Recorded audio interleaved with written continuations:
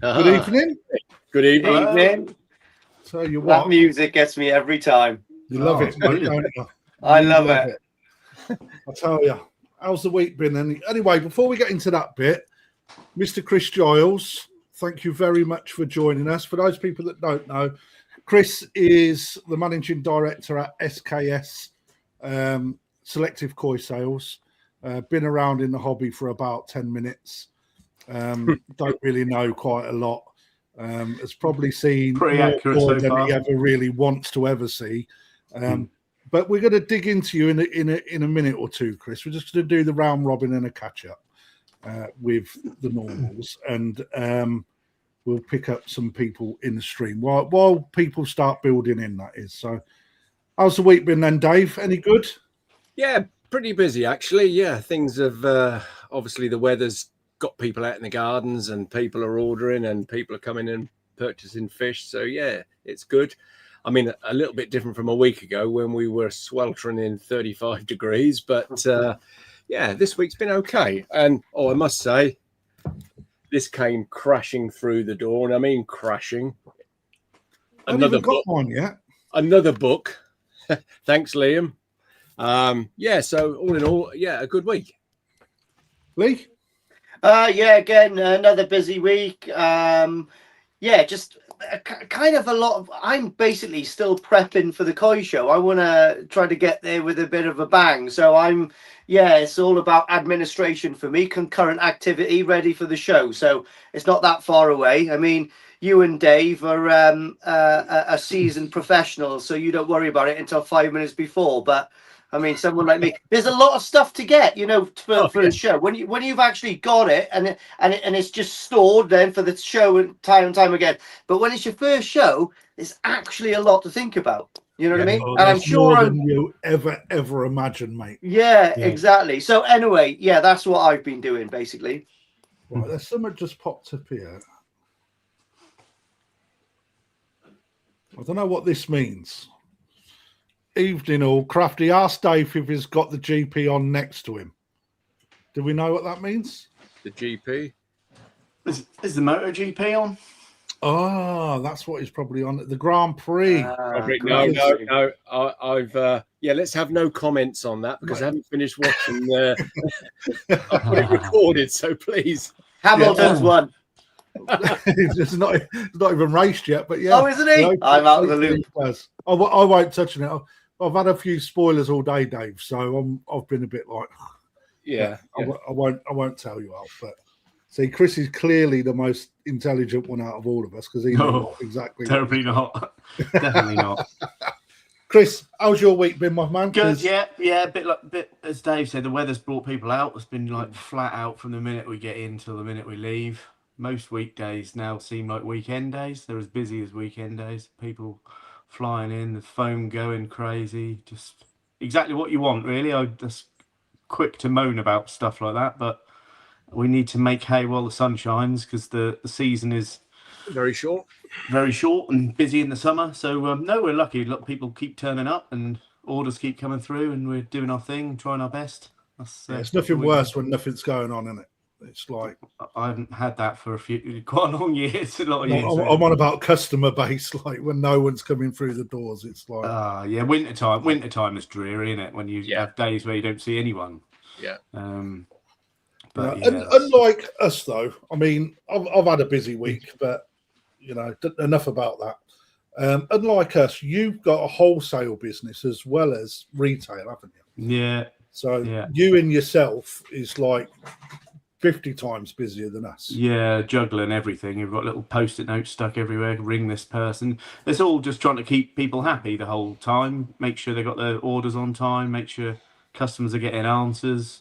Everything needs an answer. There's a million questions every day, and you have to do your very best to sort them out as quickly as you can. It's like working behind a really busy bar when there's people waving orders at you, and you have to serve the first ones first and try and keep it fair. But yeah, we do our best, and we're lucky with the people that work for us and everybody involved. So yeah, we're lucky, really. Yeah. But yeah, I finish the day and I'm shattered. And and then quite easy to just watch I could quite easily just sit down with a glass of wine and watch Clarkson's Farm. Oh, yeah, new that's season's out, isn't it? free, isn't it? That's what I was planning a few weeks ago. But Well, KD, let's not put that on there. So. Oh, it's in your view. Yeah, there you go. Bloody greasy old plate on the island while people are watching. oh, the dog's looking hopeful. You could have a crumb on that plate and he'd be wanting it. But Yeah. so Yeah. there's going to be quite a few people. So today we're going to be covering quite a few topics, and I want to thank Chris for coming on because a pretty new platform that's been received fairly well. I think we hit around 2,000 views on last week's episode combined. And for those people that haven't yet, whack the like button because we want to put as much exposure out there. And by hitting that like button, it just helps the algorithm on YouTube to push it a little bit further. And also, whoever you're watching, because it's streaming on all 3 platforms now, if you haven't already, put a subscribe on it and a notification bell. So that's all the YouTubey stuff done. But Chris, we want people like you to come back time and time again because there's always new stuff going on. And Chris today has agreed to come on because there's a couple of products that we want to speak about. One being the KiGen Koi Food, as in, so those people that don't know, I got a lesson off of Chris because I've been pronouncing it wrong. It's actually KiGen, as in Kevin Keegan. There you go, just to prove I read your email. Yeah. Yeah, so everyone remember it's Keegan, and we're gonna deep dive into that a little bit as well. And I've got a little 2 or 3 minute video from the person that's put all this together. What's his name, Chris? Theo. Yeah, and we'll talk about Theo in a bit more detail in a while.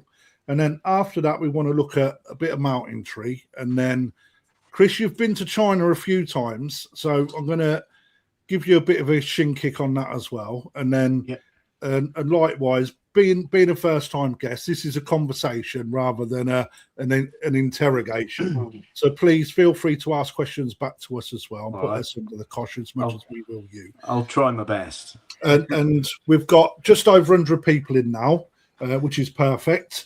And likewise, audience, we're gonna dissect the food a little bit. But I'm probably going to keep it towards the end of the show to keep everyone hanging on.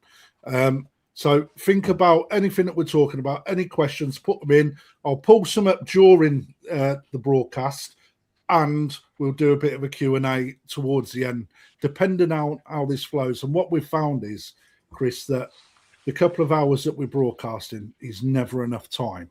So, we may be like dragging you back, kicking and screaming another date to maybe have an update on certain things. I've never really got involved in anything like this because I generally tend to keep away from the camera and just do my thing. But I don't know.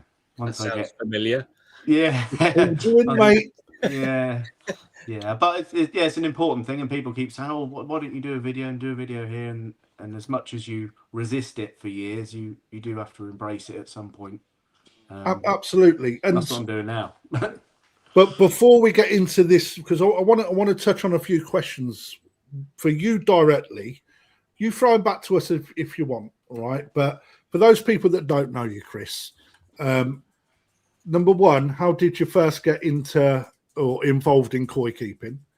And what was your journey from being a hobbyist to a managing director of a very successful, big-time business in the koi world that has been trading for many years? Now, I'll hand over to you and see where you take us on the start of your journey.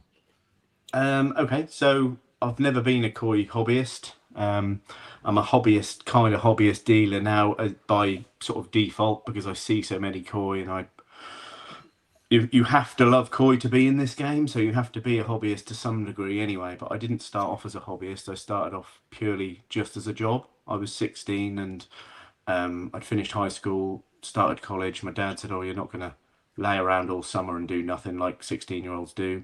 You can go and work for my mate Andrew making cups of tea and sweeping the floor." So that's what I done. Went to SKS and thought, well, this is quite nice, catching fish for people every weekend. And then after a few years, we started the wholesale business as well and became a part of that and helped that grow and made the catalogue and things, and then 28 years later we're where we are now. We've got 3 big warehouses and the big retail premises. Lots of good staff that are happy, I think. And and that's what we do now. And 3 years ago, Andrew made me a joint director with Andrew and also his business partner Kath, who passed away 5 years ago, her son David. So the 3 of us are equal partners and owners of the business. So you go to work every day and think, well, I couldn't do anything else because this is all I've ever done. Probably not much good at anything else anyway, so that'll be a waste of time. But I enjoy it, and I think you have to enjoy the business because it's so all-encompassing. It's not a 9 to 5 where you can it's not like working in Sainsbury's where you can turn up, clock in, clock out, forget about it all. You're constantly on the boil with it, as you guys know. You do the same as what we do. You're worrying about whether the fish are all right. Are they going to travel okay? Everything. But you have to enjoy all of that, which we do. And that's what keeps us going, really. I go into work excited most days about new stuff, new products, meeting new people. I think the people is the biggest, the best thing I find in the whole thing. You meet not just people in England, there's people all over the world, and you're all connected just by koi. You're connected with koi, so it's amazing. You can be in a koi show and meet all the top koi bods from all around the world around one table, and you're all connected by these colourful fish that we're all involved with. It's quite mental, really, because I've never really thought of it like that. But I think the people you meet and the experiences you get are the things I'm lucky that I got involved with, really. I never set out to be a koi person. I just sort of by default ended up doing what I do and enjoy it and push it a bit more and work a bit harder and keep turning up. And that's it. Yeah.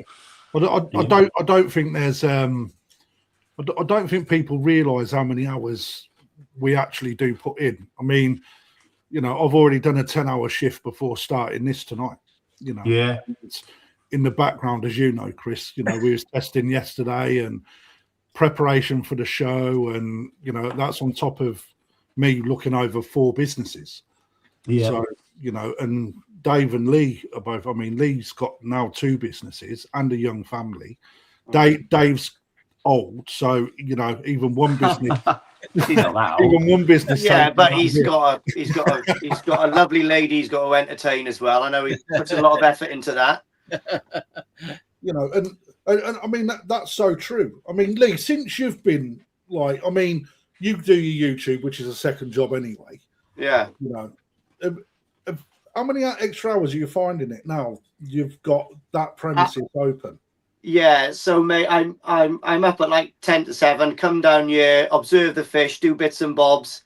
Then I go to the studio at about 7:30, draw until 10, tattoo until 6. Come back here and observe the fish again and do bits and bobs. And then obviously my days off then are where I graft. So I mean, I don't think Yasmin's actually grasped how little time I'm going to have from now on. But she knows now because she'll be watching. So maybe. Yeah. But a lot of effort goes into it. But I think koi dealers put the effort in because they are dealer hobbyists as well. You have to be passionate about the koi to do it. I think if people start a koi business purely as a money maker, there's a million there's a million less stressful ways to make money. Yeah, you have to be a. And you ain't making a lot of money in koi anyway. That's a myth. Yeah, people think you can buy one for 50p and sell it for 1,000, don't they? But they forget about the myth. The ones that go backwards or die, and all the heating bills and stuff. But you have to make a lot of money. You can make a lot of money, I think, if you pitch your business at the high end customers buying fish for 50,000 and 60,000, and you're making a cut off that, and you could be happy. You could, for 1 or 2 people, you could make a lot of money, but you only need those high end customers to pack it in 1 year, and you've lost your business. So it's a more stable business to have a retail premises with. And it's more rewarding, I think, because you've got young couples coming in all the time, starting the hobby. They're the most important. Turning up, buying a few little fish, talking about drum filters, going away impressed with what you've told them, and and more confident in creating a koi pond. They're the most important people for the whole industry, Yeah, not the top everybody. 5% that do all the koi shows. Yeah, absolutely. I mean, when we were speaking yesterday, Chris, it's like, you know, having a bricks and mortar shop or even an online store, you know, is having the ability to have a lot of fish at different price points for different parts of the hobby. And yeah, there's nothing better than seeing someone progress into the hobby. Yeah, You know, that's where I tend to get my biggest kicks from, if I'm perfectly honest with you. And you know, Dave, you've been around a couple of years now, haven't you? 30, 25 years, 20 years, 2001. So yeah, 25. Yeah. I think I first met Chris you'll remember this, Chris, when you and your dad were digging that pond at Selective. probably the big oval pond. Yeah. So that shows you how many years ago. Me and my dad and my brother were digging that by hand. Yeah. That was probably 2000, 2001 probably. Yeah, that's when we first. Yeah, so wow. Cool. Yeah, it's Nah. changed somewhat, hasn't it, Chris? Yeah, it has. It's evolved a bit, and Yeah. good job it has, really. Everything's evolved. The premises has evolved. The way you do things has evolved. Yeah. It's just part of business. If nothing evolves in 28 years, then There's something wrong. Something wrong in there. Yeah, So, but Andrew's been a big part of that. He's very, very proactive with getting New products. What are you doing? Go to bed. Bedtime. So Andrew's been super proactive with getting new products and reinvesting money back into the infrastructure of the business, building new ponds, putting new roadways down, buying forklift trucks, building warehouses. You could easily keep that money and have a brand new Range Rover or something else, couldn't you? He's put a lot of money back into the business and back into us as well. So that's given us a very, very good foundation to do what we currently do. I was saying the other day to somebody, I might have been to Krafty, that you'll remember this, Chris. When I first went to Japan, you know, there was no luxury of iPhones where you could take a video, take a picture, WhatsApp somebody a picture, sell that koi. No, it's a different world. We were taking photographs on a small digital camera that only just came about then, back to the hotel, spending all night getting them onto the laptop. And I'd often be up till 2, 3, 4 in the morning getting these pictures. The first year I went to Japan, or it might be the first year I worked there, Andrew came back from Japan with a box of Polaroids. Yeah. Well, he's been Polaroids with the prices written on. Yeah. Amazing. When even digital camera. Chris, I need to interrupt, and I don't like to butt in, but you're showing your age a bit, because us four will remember Polaroids, but there's going to be a load of people out there that are thinking, what the hell is a Polaroid? Google. Yeah. I don't know, mind you, might be wrong there, Krafty, because they're pretty fashionable now. Yeah, hipster. They're a bit trendy now. Right, mate. I know, and my missus is a lot younger than me, bought me one for Christmas anyway, so there we are. They're still around, mate, trust me. Yeah. Is it Pantex? Is that what you call it? Pantex or something? Pentax, that's the bad boy. Yeah. Pentax cameras. But when you're going back to the good old days, well, I don't know if they were good old days, but the old days, there's a lot of, when we were talking the other day, Krafty, on the phone, about there's a lot of dealers and hobbyists and people who have only entered the koi industry now in the digital age. They forget there was a time before that where your only social media was a guy coming in with a photograph or something going, look at my pond. And just talking to people like that, and there was no internet. Imagine the world with no internet. It was like madness. But the hobby, that was what it was like when I started, and it was different. It was so long ago, I can't really remember what it was like. But and that's why it's important for things to evolve and these things to happen, new products to come out, and people talk about them. And it can only be good. I think it's good. I mean, while you're on that, I mean, let's put this out to everyone. With regards to social media, is it good or is it bad for the hobby? Oh, that's a tricky one. Because to me, I mean, I'll kick us off, you know, because I think there's good and bad in everything. Yeah. If I'm honest, but in my opinion, it's been very good for the hobby over the last few years, because, you know, everybody walks around with one of these in their hand most of the day now. right? Things like YouTube, I mean, what we got 135 people watching now, and this will be played for the rest of the week while people are driving in their cars, and they'll be listening to it and whatnot, right? So not only is it a visual aid, it's also, audible, because you can take it everywhere with you. Yeah. However, there is poor information, and I think, was I speaking to you, Dave, in the week about, when you look back to when you were saying about Polaroids, the club scene was probably where people exchanged information. And, even then there would be crap information being exchanged and good information being exchanged.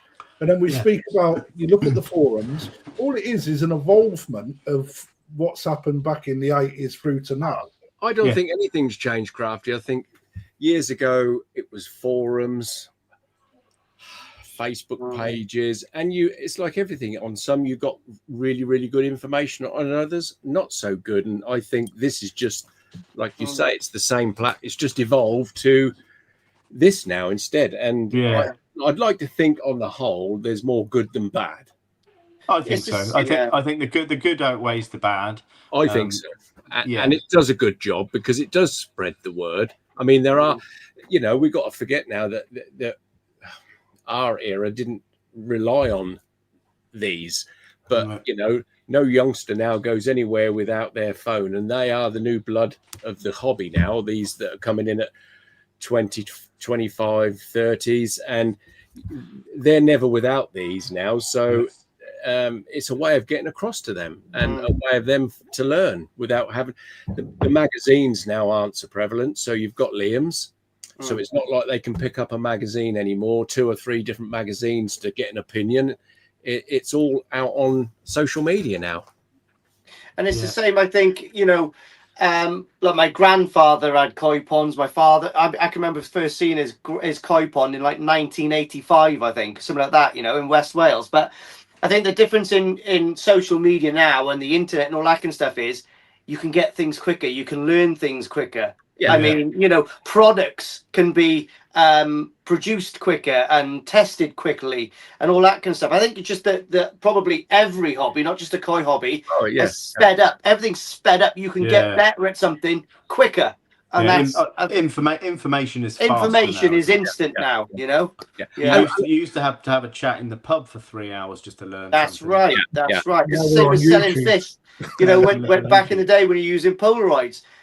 Seeing it, going to Hiroi, taking a picture of a fish, by the time that fish actually gets to be seen by the customer, could be when you come back from Japan and present it to him. And then you've got to say to the breeder that you want it. I mean, it's a long process, isn't it? Now it can be done in the mountains with Wi-Fi instantly. Within seconds, Yeah.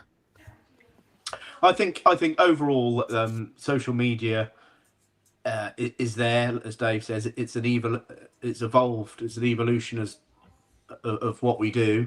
You can't ignore it. You can't bury your head in the sand and say, "Oh, I don't do Facebook. I don't do YouTube," because that would just be stupid. I think there's just the only sort of bad bits are it's open to everybody's opinion. I don't know. It sounds bad. Like everyone shouldn't have an opinion, but sometimes you get, let's be honest, complete idiots like ruining it for everybody else. And negativity as well. You get like just mindless negativity. People just going blah blah blah, just wanting a reaction, and those little things. I think if you can sift through all that, then it's jolly. Most people get weeded out fairly quick, though, Chris. And people get found out quickly. It's like Lee was saying. I mean, you can sit. A hobbyist can sit at home now, have an issue at 6 o'clock at night, and think, "Oh, I can't phone my dealer till 9 or 10 o'clock in the morning. Let me go on Google, or I've seen somebody who's put a video out, maybe can help them with their problem." And I think this is one of the massive advantages of it now. It's just 24-hour information. 24-hour information. And I think I truly believe it got shifted on many years quicker because of COVID, because of course nobody could communicate during COVID, so the videos were made And I think that's where it exponentially went massive during Yeah. COVID, YouTube and I mean, what does everybody in the comments like? You know, we got a massive audience, over 150. Thank you everyone That's for really tuning good. in. Thanks, guys. Imagine everybody in a room now, and it's just us four sat on the stage. That's quite a big old chunk of people. Chris, Oh, I'd be too embarrassed. I'd have to hide that. I wouldn't like that. no, we can't see them, can we, Chris? So, what do you guys think? You know, let's have some comments off you. Is social media good or bad for the hobby? Let's see. You guys live it. You know, we're just talking it from, you know, a different standpoint, I suppose. You know, But so as hobbyists, I mean, how do you see it? Chris will back me up. I think obviously social media as well. Listen, everyone in the koi industry, the main topic is how do we get younger people into the hobby? Yeah. It's a constant thing, isn't it? And I mean, it is difficult because to get a koi pond, realistically, if you haven't got an understanding parent, you got to own a house, right? And that's how it is. But I think with social media is kind of a young thing, isn't it? Realistically, and this kind of platform is where you can brand things to get younger people in, you know, more funky branding, make things a little bit more cooler to make these young people come in. I think it's important. I think social media is going to be the evolution of koi keeping and every hobby there is. I think, you know, without this, we'd still be in the dark ages. Yeah. You know, I mean, I can remember when we first come into this and set the business up in 2001. We got a website which cost quite a bit back then, and there weren't many websites. Chris will probably remember back then there wasn't many websites, and we got questioned quite. Why do you want to be doing a website? Yeah. And now you would not dream of having a business realistically without some sort of website to back it up with. You know, so, and I think this is where social media's gone. You know, us, especially the likes of me, used to think we could stumble by and ignore it. Yeah, but you can't bury your head in the sand with things. No, like you can't. You can't ignore it. You've got to embrace. You've definitely got to embrace social media and just try and enjoy it. Yes, I think it has to be social. It has to be sociable, and it has to be fun. As soon as it gets to negative and nasty and horrible, then I'll switch it off and go and sit in the garden. I think that's and as long as you can make it informative as well, Chris. Yes, yeah. That's a big bonus, I think. So, but also on the flip side, to throw caution to the wind as such, I think you need a balance between real life and social media as well. I think you need to go out and sit and switch your social media off and look at your fish and enjoy your pond. Yeah, and enjoy outside and that sort of thing. I'm not saying all the time and scrap your social media, but I think a nice balance it doesn't just apply to the koi hobby, it applies with everything. I mean, we've all seen people sitting there not talking to each other, couples at dinner, and that's a big thing, isn't it? So I mean, I think it's not just in this country. I mean, Chris, you'll know, look how many breeders now are on Facebook. Yeah, Instagram, TikTok, a lot. They've all embraced it as well now. I mean, I've even seen recently Ueno is on Instagram. I mean, you know, I would have never have thought somebody like Ueno Sam would have been on there, but he's now on there as well. So, do you know, Dave? So when I go to Japan, I do the vlogs every day, don't I? Going around all the farms, mate. It's hilarious. I'll turn up at like. I just turn up at a farm and they'll go, oh, we seen you yesterday. You were at Heroes. So they literally watch my videos, so they know what's going on about the mountains. It's crazy, mate. Honestly, it's so many people go, you were over there yesterday. Why didn't you come and buy these off me? And that, right, okay, yeah. They're secretly watching you what fish you're purchasing. Yeah, so all the breeders watch it. It's really good. Like, it's class. Yeah. Well, we've had a huge amount of response off this, so. Let's just read a couple out.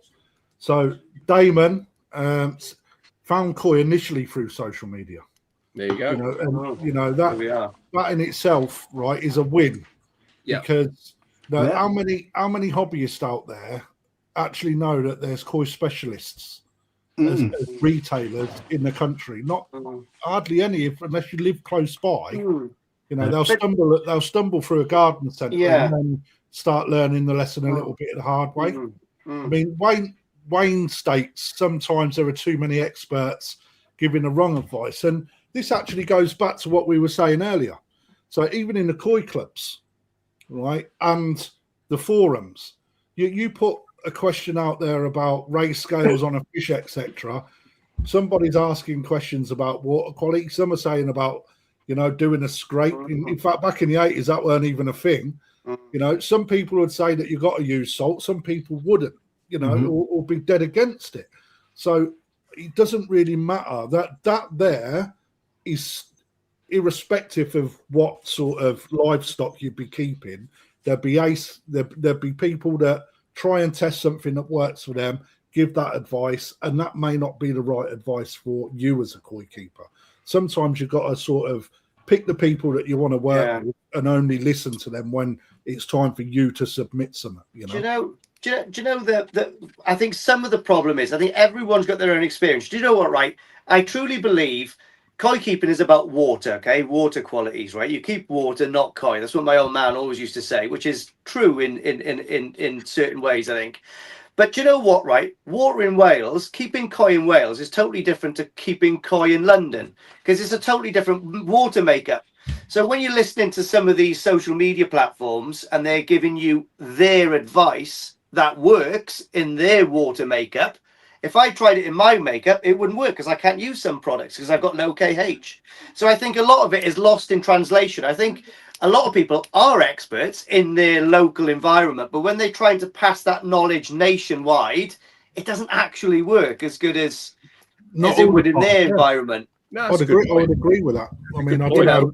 Yeah, I've often seen people just saying about chloramine tea, just sling it in, you'll be fine. Well, it depends where you are.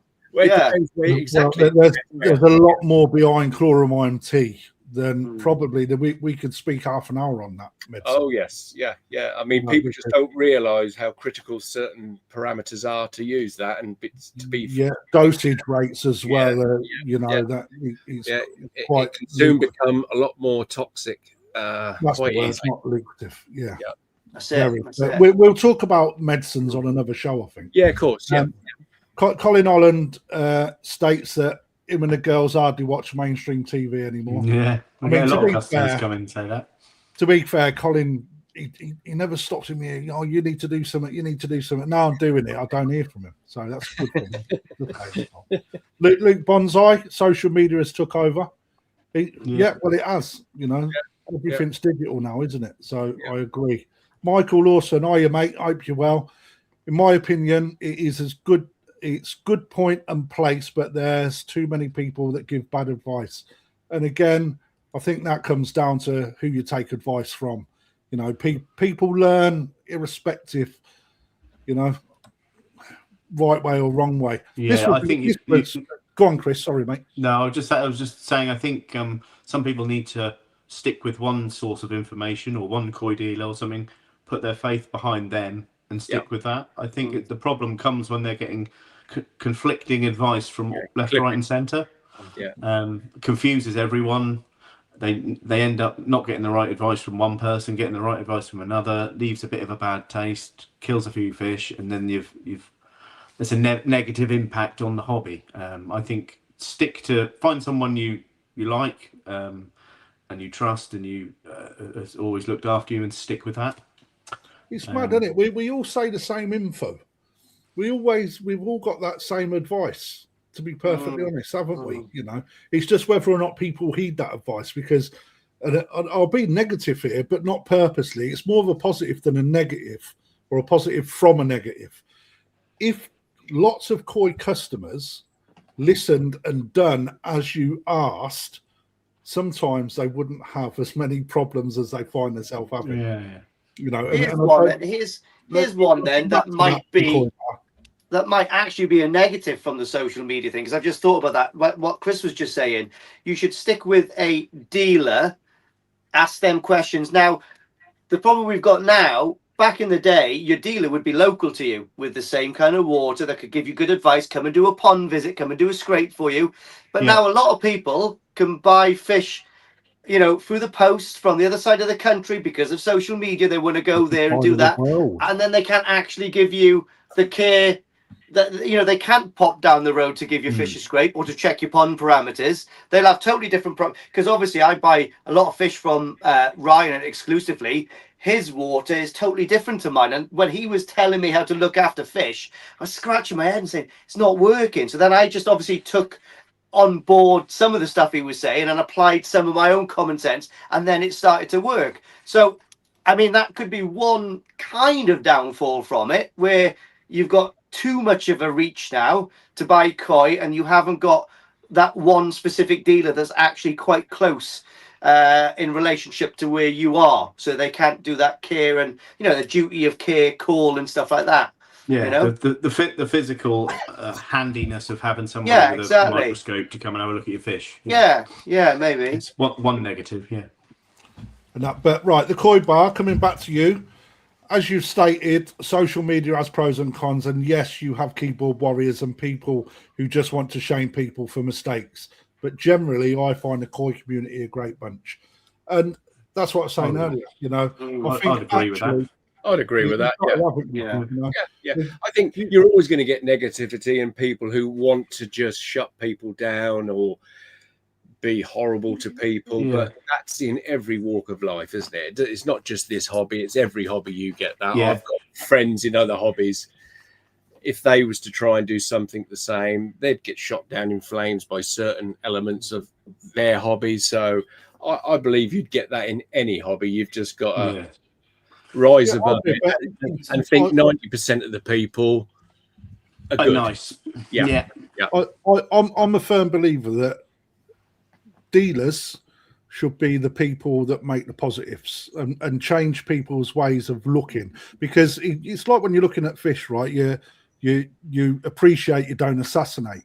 And if you can change that opinion on how people think in the hobby, it makes it not just on fish, but the hobby in general. It makes it a better place for people to like rub shoulders and enjoy. When new people interested in the hobby come into your shop, you need to do everything to sell it to them. Really, this is a great hobby. It's got a good community. There's shows you can go to. You can start small. It caters for most budgets. If you want small fish, little ponds, you can grow up to there's lots of exciting things. So as a dealer, you have to convey that charisma and excitedness to the customer. If they turn up and you say, "Wow, it's all right, really, but yeah, it's not that exciting," then that's no good. So that's like you say though, Krafty, that's your job as a dealer to promote and push the industry, because it's your livelihood as well. So I think and most good dealers do that, and you get a good following of customers that come in and they have a laugh and a joke with you, and it's a nice place to go. And they get good information and good service. I've always said that I think what's good about this hobby is, I mean, I can only talk from experience, but you know, we've had quite a few new people in over the years, and they sort of, can I afford this? And because they've looked in the big pond and seen the price of the koi and said, look, it's not all about that. No. You know, we don't empty that pond on a weekly basis of them fish. They're there to show you, you know, what you could achieve by buying smaller fish, hopefully. But I think that's what's good about this hobby, is it, like you said, Chris, you can get a fish for £20 and enjoy it. You don't have to buy fish at hundreds and hundreds of pounds to enjoy this hobby. You can start with a small filter, practical filter. You don't have to have a drum. I mean, those that do like drums, including myself, you can move on to that as your hobby progresses. You don't even need to know all the names of the varieties to enjoy it. No. People come in and say, I want that sparkly one. Can I have that? That's one? me. That's me. I think that's what's good. The hobby's there for everybody, whatever level. Yes, so that's got to be inclusive. Got to be inclusive, isn't it? Yeah. Paul Cunningham brings back to Paul. What number 3, episode 3? Paul appeared, I think it was. Social media has become powerful, but human beings still like to get together too, talk and meet fellow hobbyists. Koi shows, dealer events, and koi clubs. Not ultimate. Absolutely right. And that brings me on to a point that Si from Up North Koi. So Si is a YouTuber, really decent channel, Up North Koi Pond. Without the digital age, and I can't answer this, but without the digital age, the koi hobby would go stale. And I dare say Si is more of a digital sort of era, same as me, when it come into koi. You know what I mean? So let's throw this to you, Chris, and you, Dave. Yeah, I think any hobby would go stale without the digital age, really. Nowadays, no question, it would. No question. So yeah, in fact, it's hard to imagine the koi hobby without any digital involvement. We'd still be carrying Polaroids around, and I mean, here's. I mean, you know, I work with koi all day, often 12, 13 hours a day, but I still sit down in the evening and watch the young man down in when he's in Japan. Now, what does that say? Well, we was only speaking about that, 2 days ago, Dave? Yeah. You know, because... So, mate, Dave, if you want, buy me a flight, sponsor me, and I'll go and walk around the hills of Aegea for you, and you can watch it every night. Coconuts, mate, Annie. I love it. Give me a little retainer and I'm there. So it just shows you the power of social media, that even, you know, koi dealers are watching them. Yeah. Do you know the only thing about the digital age, which has really, really annoyed me about the koi hobby, and this is specifically aimed at Alan Tate now, is the online digital benching process. Get rid of it. That's actually not Alan Tate. No, I know it's not, but Alan's he can take the flak. Yeah, let's give him. I absolutely hate that online bench. I don't think they're online benching this year at the National, though. I think it's done in person. Lee, absolute nightmare. Here's a question for you, Lee. Since you've been doing all your videos, do you get some nasty? No. None. I can't imagine you getting any negative. You're too jolly and happy. Well, actually, I got one once from a lady because I said that Yasmin's knickers smells like PSP, and but then obviously I came back and said, well, listen, I've been shot twice and blown up once, fighting for ladies' rights in the Middle East, and then that kind of stopped that a little bit. Oh yeah, so. It was a good comeback. It was a strong comeback, to be honest. Yeah, so I mean, she did apologise to me then personally in the background. Yeah. But yeah, no, none really. No, I try to help as many people as I can, to be honest. I just try to be a really positive advocate, positive for, like, you know, like good new brands coming in, products. I think I'm quite trustworthy when it comes to stuff like that, you know. I mean, I don't think I'd ever slate a product, but I'd probably just slide it out of me DMs and just try to get on with something else, because that product, whether it may be not someone's taste, it obviously belongs to someone who's making a living and putting bread on their kids' table. So exactly, I mean, you've got to be respectable about stuff like that. Right, so Paul Williams again. Hi Paul, glad you're watching, mate. So Paul, those that don't know, Paul is an extremely experienced show hobbyist, and even he says that he finds social media is good for him being on his own, but the koi shows are far better than because the actual connection is better by far, the people connection. And again, it's like, this is where it sort of brings us back full circle, where Chris was saying earlier, it's like we're all connected by colourful, slimy creatures. With the lack of shows now that we used to, from what we used to see many years ago, the social media fills the gaps now, because often you've got quite a few weeks before this show, that show, so it could quite easily go quite stale in between. So I think this is where this fills in them gaps. Lovely for people like Paul who can keep in touch or keep up to speed with certain things. So I think that's where it's very important. But he is right. There's nothing quite like having a pint. Having a pint with some people that you've known your whole life. And... I mean, I've loved the shows over the years, Chris. I mean, you know, we've got customers up and down the country that will never come to the shop because it's simply too far away. But always make a beeline for us to come and say hello at the show, and it's really quite nice. It's really nice, because some shows you'll work, let's just say the All England, for instance, down in Maidstone or wherever.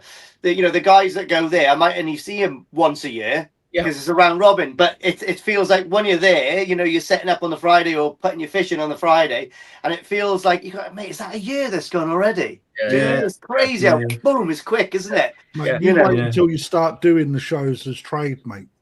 It's going to change for me a little bit. Like what Chris was saying, I normally like to have a little pint and have a chat to people, but I don't think I'm going to be drinking this year because I'll be doing water changes. And salt checks. But there we are.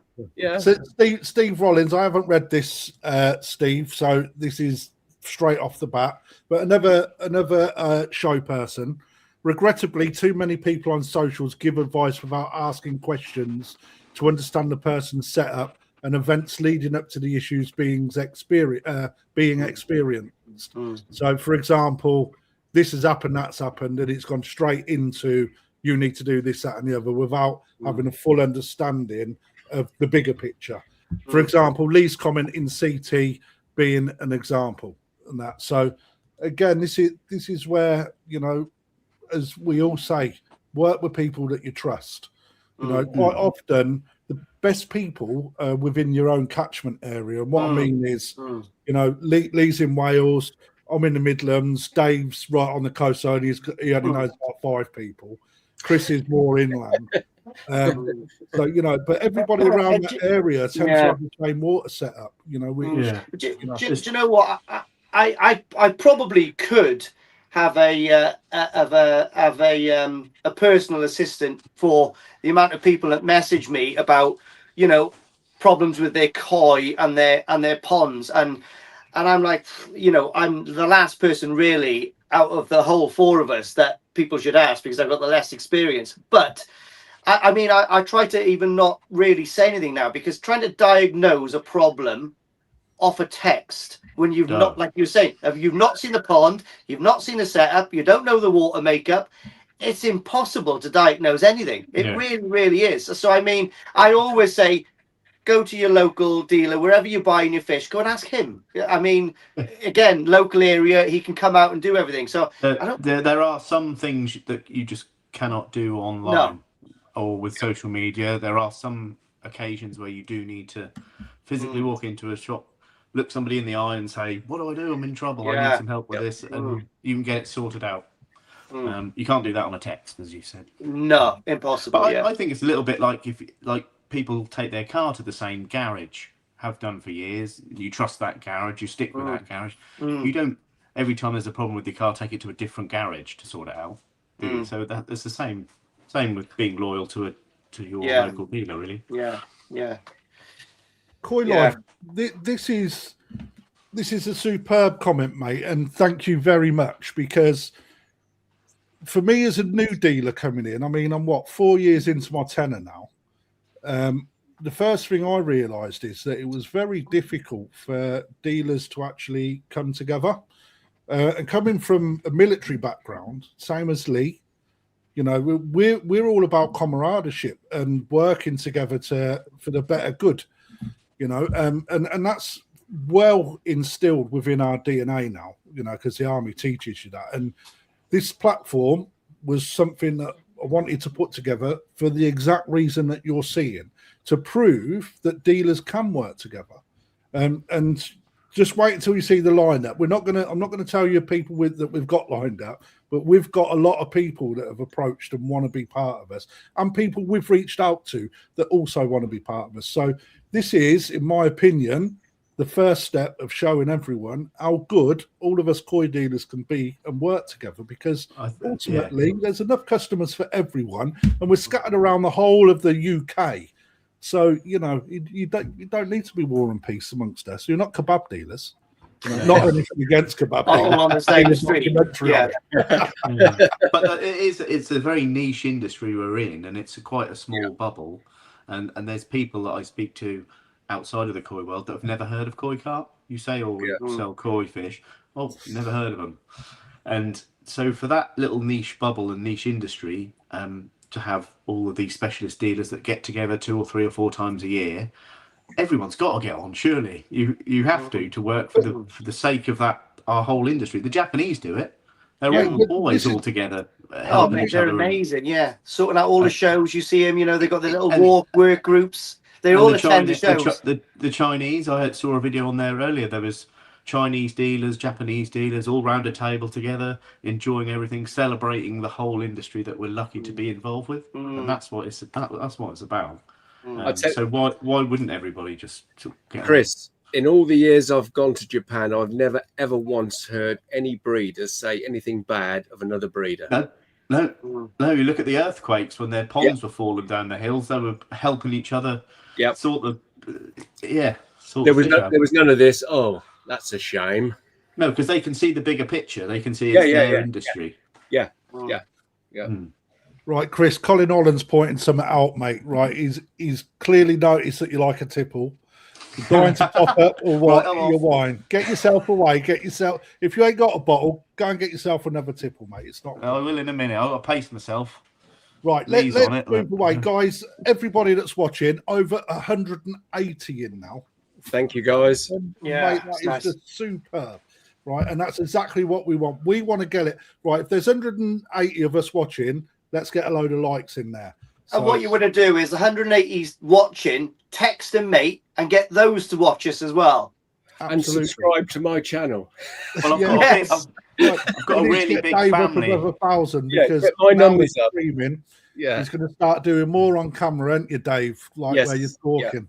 Yeah. Shall I get Yasmin to give her 1.8 million subs on TikTok to come over and give us a watch as well? Mate, can you imagine that? That'd be great.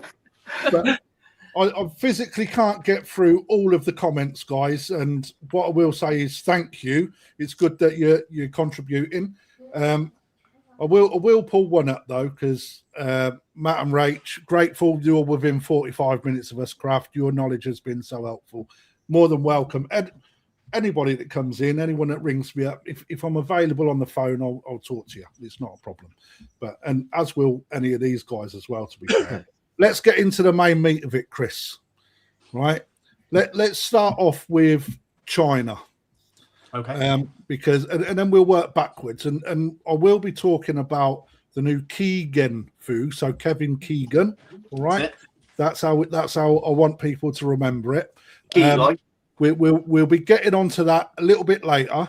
But first and foremost, this sort of has been a common topic over the last few weeks with us. Obviously, as dealers, we're really interested in China.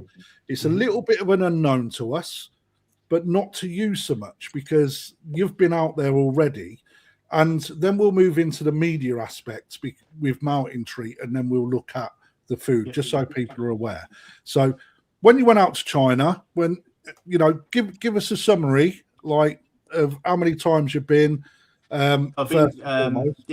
I've been to China twice. I went first in 2024.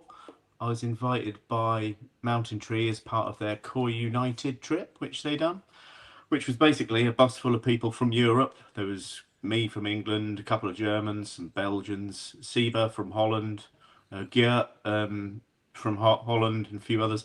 Super nice bunch of people. By the end of the week, as you would imagine, spending that much time day in and day out with all of these koi nuts, you end up with a new bunch of best friends. It's like just how it is in traveling and the koi world. So anyway, we had this 8-day trip around China, and Mountain Tree was showing us koi farms along the way. The biggest one that we saw was Sujin Koi Farm, who's probably as big, maybe bigger now than Sakai Fish Farms, and that was mind-blowing, absolutely mind-blowing, because we asked how old when he started building the koi farm, and it was 4 years, I think. It's only 4 years old. It was absolutely immense. And he said in the next 2 years it's going to double or triple the size. So there were greenhouses within greenhouses. That was vast, all full of fish, all Sakai bloodline, Dainichi bloodline. Just looked like Sakai fish and Dainichi fish. So the guy who owns Sujin Koi Farm is Dr. Yuan, and he's won the All Japan Koi Show a few times. Well-known koi show winner. over the years. Obviously a massive hobbyist with loads and loads of money, decided to go into the koi game. So that was just one of the farms. We saw about 12 or 14 farms, and they were all super impressive, all immaculate, all modern. The quality of the fish was amazing. And then we finished it off with judging the All China Koi Show. Chris, were they breeding from their own bloodlines, the other farms, or were they generally again from the big bloodlines from Japan? There was some and some. So Sujin was breeding from Japanese parent fish in some cases, and he was also breeding from second or third generation koi that originally came from Japanese parents. So they were, I think they have to be 5 or 6 or 7 years old down the line to be classed as domestic Chinese koi. Yeah. But one of the farms on the recent trip in 2025, the last farm we went to was a farm called Gobin Koi Farm, and there's I wrote a little bit in Liam's magazine this month, and all of his fish are Chinese domestic bred. Wow. And me and Seabay were walking around, and we looked in this pond full of big Tosai Showa, and it looked like a pond of super quality Dainichi Showa. And we both said to each other, he must have just bought a load of small Dainichi Showa and grown them. And when we asked, he said no, he hasn't bred with Japanese parent fish for 12 years. Wow. So everything's domestic. And that was Gobin Koi Farm. He was super good, really nice guy, massive facility. So what impression do you get they're trying to achieve? Are they trying to achieve global sales for their koi, or domestic mainly, or? I think the domestic market is so big that they're probably just trying to conquer that first. I don't think I still think they have the utmost respect for Japanese koi and Japanese koi farmers. I don't think they're aggressively trying to take over the world with their fish. When you actually meet them and sit down and talk to these multi-millionaire Chinese koi farmers, they're normal people like me and you, and they're so passionate. The thing that surprised me was their passion about the koi. I was expecting it to go bowling into it, finding it a highly industrialized koi factory, when they were as excited as when you go to Japan and two koi farmers are talking excitedly about a new fish they're bred. And same in China, the level of excitement and genuine passion was up there. That was super good. Mr. Pan, who's the guy he's won the All Japan Koi Show 3 or 4 or 5 times. Yeah, he organises the whole Chinese Koi Show, and we spent quite a bit of time talking to him, interviewing him, and his knowledge and passion is admirable, I would say. So, when you do a comparison against the Japanese farmers, Chris, obviously you've got your spawning, your fry selection, etc. That's by Dubai. Do they go as far as selecting out for mud ponds, or is it all concrete grain, or a bit of both? I think the Sujin Koi Farm had some big mud ponds away from his place that he used. Gobin only raised and bred all of his koi in concrete ponds, so I think they mix it up a bit. The one thing I will say, the difference between Chinese and Japanese koi industries is there aren't the varieties available in China yet. Most places we went, most places were Gosanki, a few Shiratsuri, and a lot of like Ginrin Karashiko, i.e. yellow monkeys. So they were the varieties. There were a few places done a few little things, but generally they don't have the varieties and they don't have the history that Japan has, obviously. So well, that's interesting on its own. I mean, when you was over there, Chris, was without talking trade prices, was anything discussed about importing back to the UK, or? We discussed that, and price wise, I don't think the price of the fish is going to be any cheaper than Japan. The good fish are good fish, aren't they? And everybody's wise enough, whether it's getting information through social media or the global platform of it all, they know what the price of a good fish is. So whether it's bred in China or Japan, this was the big unknown to us, because it's like, if they're doing it on such an industrial scale, it's like, will that drive the price of fish down? Maybe slightly, because they've got more fish. that is one area that they will benefit from. Their setups are massive and they're growing every week, every year. So they're producing so many fish, and as we all know, it's with fish farming, it's a numbers game, isn't it? So the more you produce, the more chance there are of being good ones. So yeah, I think the prices may go down a little bit, but they weren't like in my mind before I went. I thought years ago that was always all Chinese fish. They'll be a third of the price of Japanese, or they'll be on the realms of sort of Israeli fish and homebred fish. But no, I think that the quality is up there now, and they've got domestic Chinese bloodlines which are revered as well as much as like some of the strong Japanese bloodlines that everybody talks about. So there's Chinese breeders that are famous in their own right. So one thing. Oh, sorry. Dave.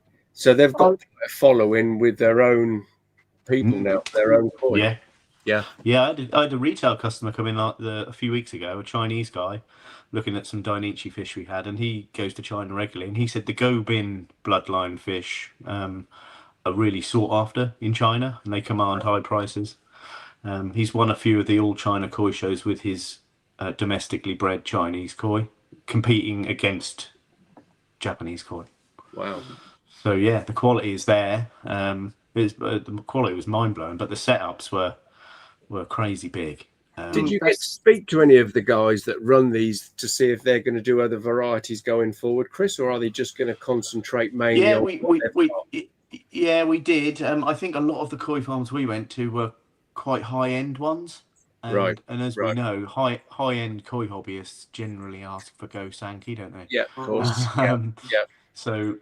So probably if we go to a different part of China, and China is massive, there's hundreds and maybe thousands of koi farms. I'm sure there's other places that are going to specialise in metallic and Deutschfish or something. Well, I guess it's no different to Japan, realistically. You've got your big names that concentrate mainly on Go Sankey, haven't you? Exactly. Sakai only produces Sankey, Kagu, and Showa. And so I guess no difference. What about we touched on this last week? What's the setups and sort of like the koi health and all that kind of stuff, in your opinion, like over there? Obviously, we're going to talk about Mountain Tree. I think they use quite a lot of that product over there. But what's the facilities like? Are they clinically like more superior than Japan? They were certainly modern, brand new, and spotless. Yeah. So there weren't any like. I don't want to obviously poo-poo Japanese breeders because they've been friends and of course, whole working life, and they still are. But you go to some fish farms in the north of Japan or anywhere, and they haven't changed in the 28 years they've been going. The floor, they've patched the floor up with a piece of wood, and the filters run on fag butts. The filters run on fag butts and oyster shells. But it works for them. Yeah, they're producing stunning fish. They're selling out every year, and they're happy with that. But the Chinese have got the benefit of only being very young in the industry. Yeah, and they've got a lot of money to throw at it and a lot of space to do it. So they've done it, and they're going strong, like they are with the car industry, like you mentioned on last week's. They're not in it to mess about. They're going serious. big. They're serious, and but. You can't import Chinese koi into Japan, so there'll never be a Chinese koi winning the All Japan Koi Show, will there? Which is the most prestigious koi show in the world. So. I agree with that as well. Actually, I think that should stay that way as well. Yeah. You know, it's definitely wrong with the Chinese having their own big show and doing it how they want, and the Japanese keeping it sacred to Japan. But what was very impressive and heartwarming was the connection between Japanese and Chinese. I don't know why, but in my mind I was thinking, that'll be like Chinese on one side of the room, Japanese on the other, but it was so nice to see everyone laughing and joking. There was everybody who was anybody was there at the All China Koi Show, at the dinner things, and they're all laughing and joking, and as part of this big global koi community, and it was amazing. That was super lucky to be involved with that, really, and that was all down to Mountain Tree inviting me over. Amazing. What are they doing differently over there, Chris? What are they doing differently? Sorry? What are they doing differently over there in comparison to the Japanese, other than scale? I don't know. Really, the fish looked as good as Japan to me. Everything was done very similar to Sakai fish farms. I would compare it to big, modern. The stocking levels were similar sort of stock. Well, I say that Go Bin, when we went to Go Bin Koi Farm, stocked his ponds very, very lightly. He had some huge ponds with only 50 little tosai in, just swimming about, and they'd all bunch up near the feeder. And to us, that would be like a huge waste of space, really. But he said 50 is maximum, and that's how you get the best growth, the best development from my fish. But he had loads of space to do it. So. And are they all using Mountain Tree products with the matting and all the fish farms we went to had massive amounts of Mountain Tree filter media, but a bit like Japan, their filtration systems are different to ours. We're using drums and combis and moving beds, and they've got these big long troughs of oyster shells and baffles of Jap mat and Mountain Tree mat and things. But they do use a lot of showers. Most of the big farms we went to had giant showers, and they were all full of Mountain Tree. Whenever we lifted the lids and looked in, they were full of them. So yeah, trying to incorporate the Mountain Tree into the filtration system that we've become accustomed to is one of my next challenges. So with our new greenhouse we built, we put combi filters on it, and we've used a small amount of moving bed and then a big chunk of submersed Lotus Root and spiral matting just to see how it worked. And from start up to about 6 weeks later, we had an ammonia spike that went down quite quickly. We put some filter start in and stuff, but the whole cycle seemed super quick to me. So I can only put it down to efficient filtration media. So we sold a lot of that for those situations. Looking at the Lotus Root stuff, Chris. Right, so we're in Gen 3 now. Would it be fair to me to ask you what the differences are through the generations, to see what lessons? I don't know much about Generation 1 because I've never dealt with that. In 1 minute, guys. We've only ever had Generation 2 and Generation 3. And I did actually share a little video today on our Facebook about the difference between Generation 2 and Generation 3. And basically, apart from the shape of it, Generation 3 is a cog shape, so there's slightly more surface area for the beneficial bacteria to colonize. It's also made with a different formula that releases minerals, so it releases magnesium, calcium, and things into the pond for up to 5 years. So yeah, it's not just a different shape to the other one. It's completely different formula with minerals that slowly dissolve into the pond. And when all the minerals have gone, the media acts as a filler media with bacteria on it. So would that counteract the requirement for clay in a pond? To some degree, initially, yeah. Obviously, the amount of minerals that it releases is very slow, and over time it diminishes.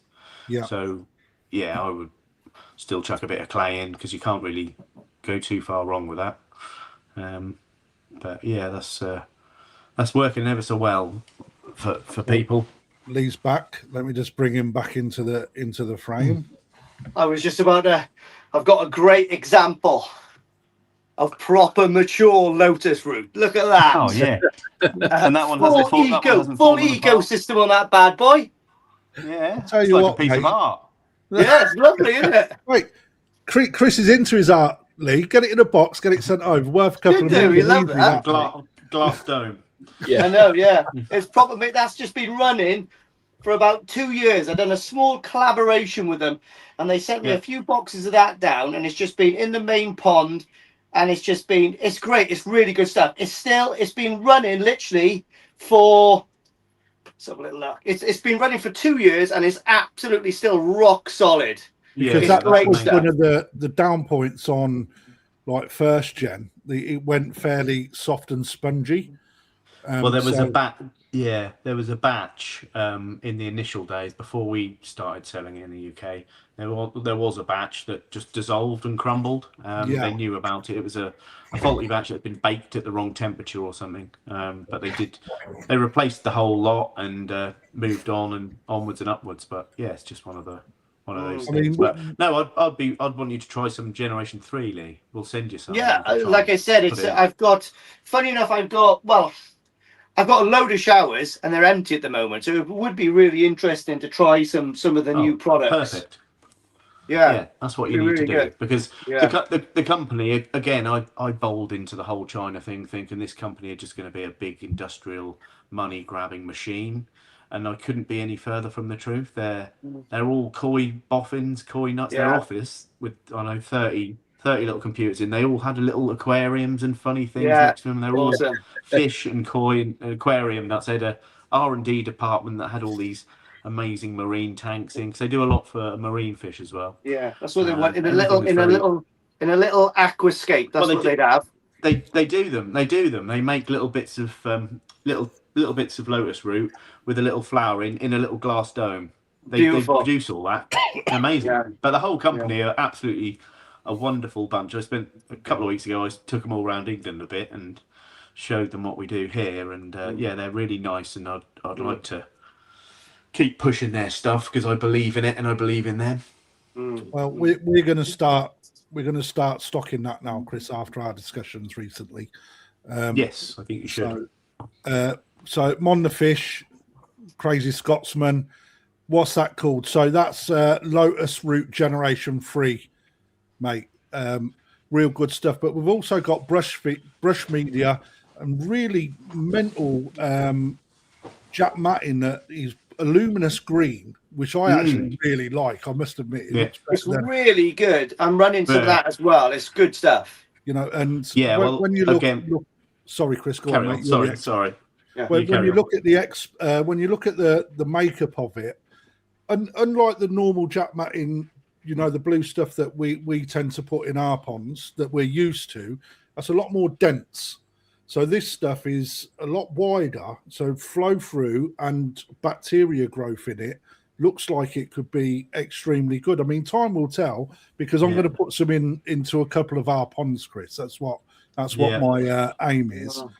But what the real unique thing about the spiral mat that they do is, because I thought, this is just green Japanese matting, maybe a bit denser. But when you pull a strand out and look at it, each of the strands are completely dimpled, like ribbed. Yeah, they're all like that. Literally, they're like that. Yeah, each strand is like load of surface area. So the surface area for biological. So it acts as good mechanical for straining stuff out, but super biological as well. And it comes in some huge like chunks that can be cut down.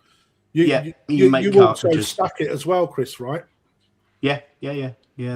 There's huge in China. They've got bays 20 meters long and a meter wide, just solid full of it, and the water slowly goes through the whole thing. Yeah, I'd love to try that. I'd love to, because I need to make another couple of ponds here, and that was one of my ideas. Instead of having to move in bed, I was literally going to get some of that to pass the water through it. I mean, it's just a lot of aeration as well going through it. I think it would just be something different to trial.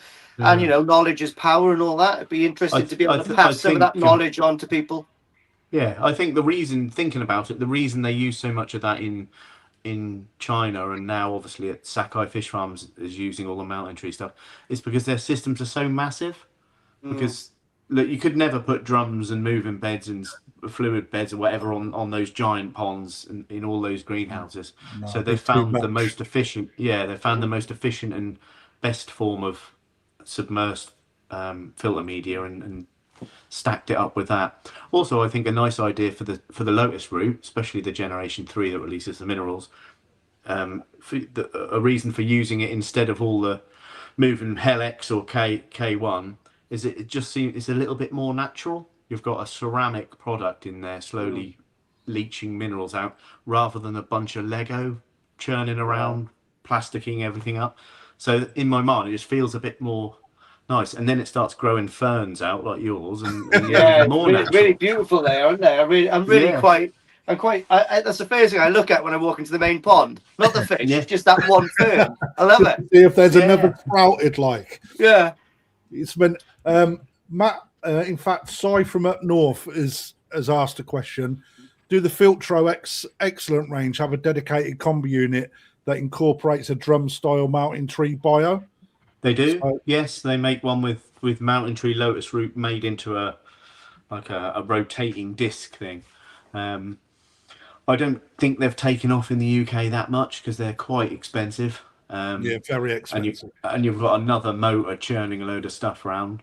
But we've found using the normal drum combi system and just in the biological chamber, hanging the lotus root in there and using some spiral mat as well to make a cartridge has been really, really successful. So that's the way we push people when they come and buy a new filter. We say, well, it comes with some Helex. If you want something a little bit more efficient and nicer and more modern, then you've got this route to go down if you want. Because you also, It's an option.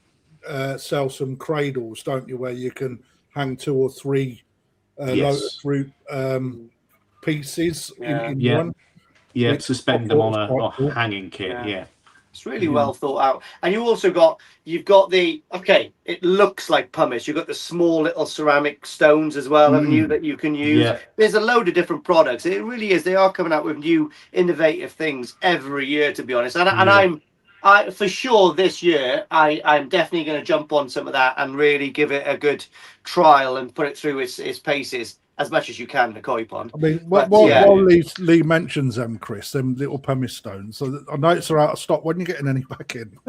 There's some coming. There's some on the way. They've been a little while, but they're on the way. They're the nitro rings, aren't they? Yeah.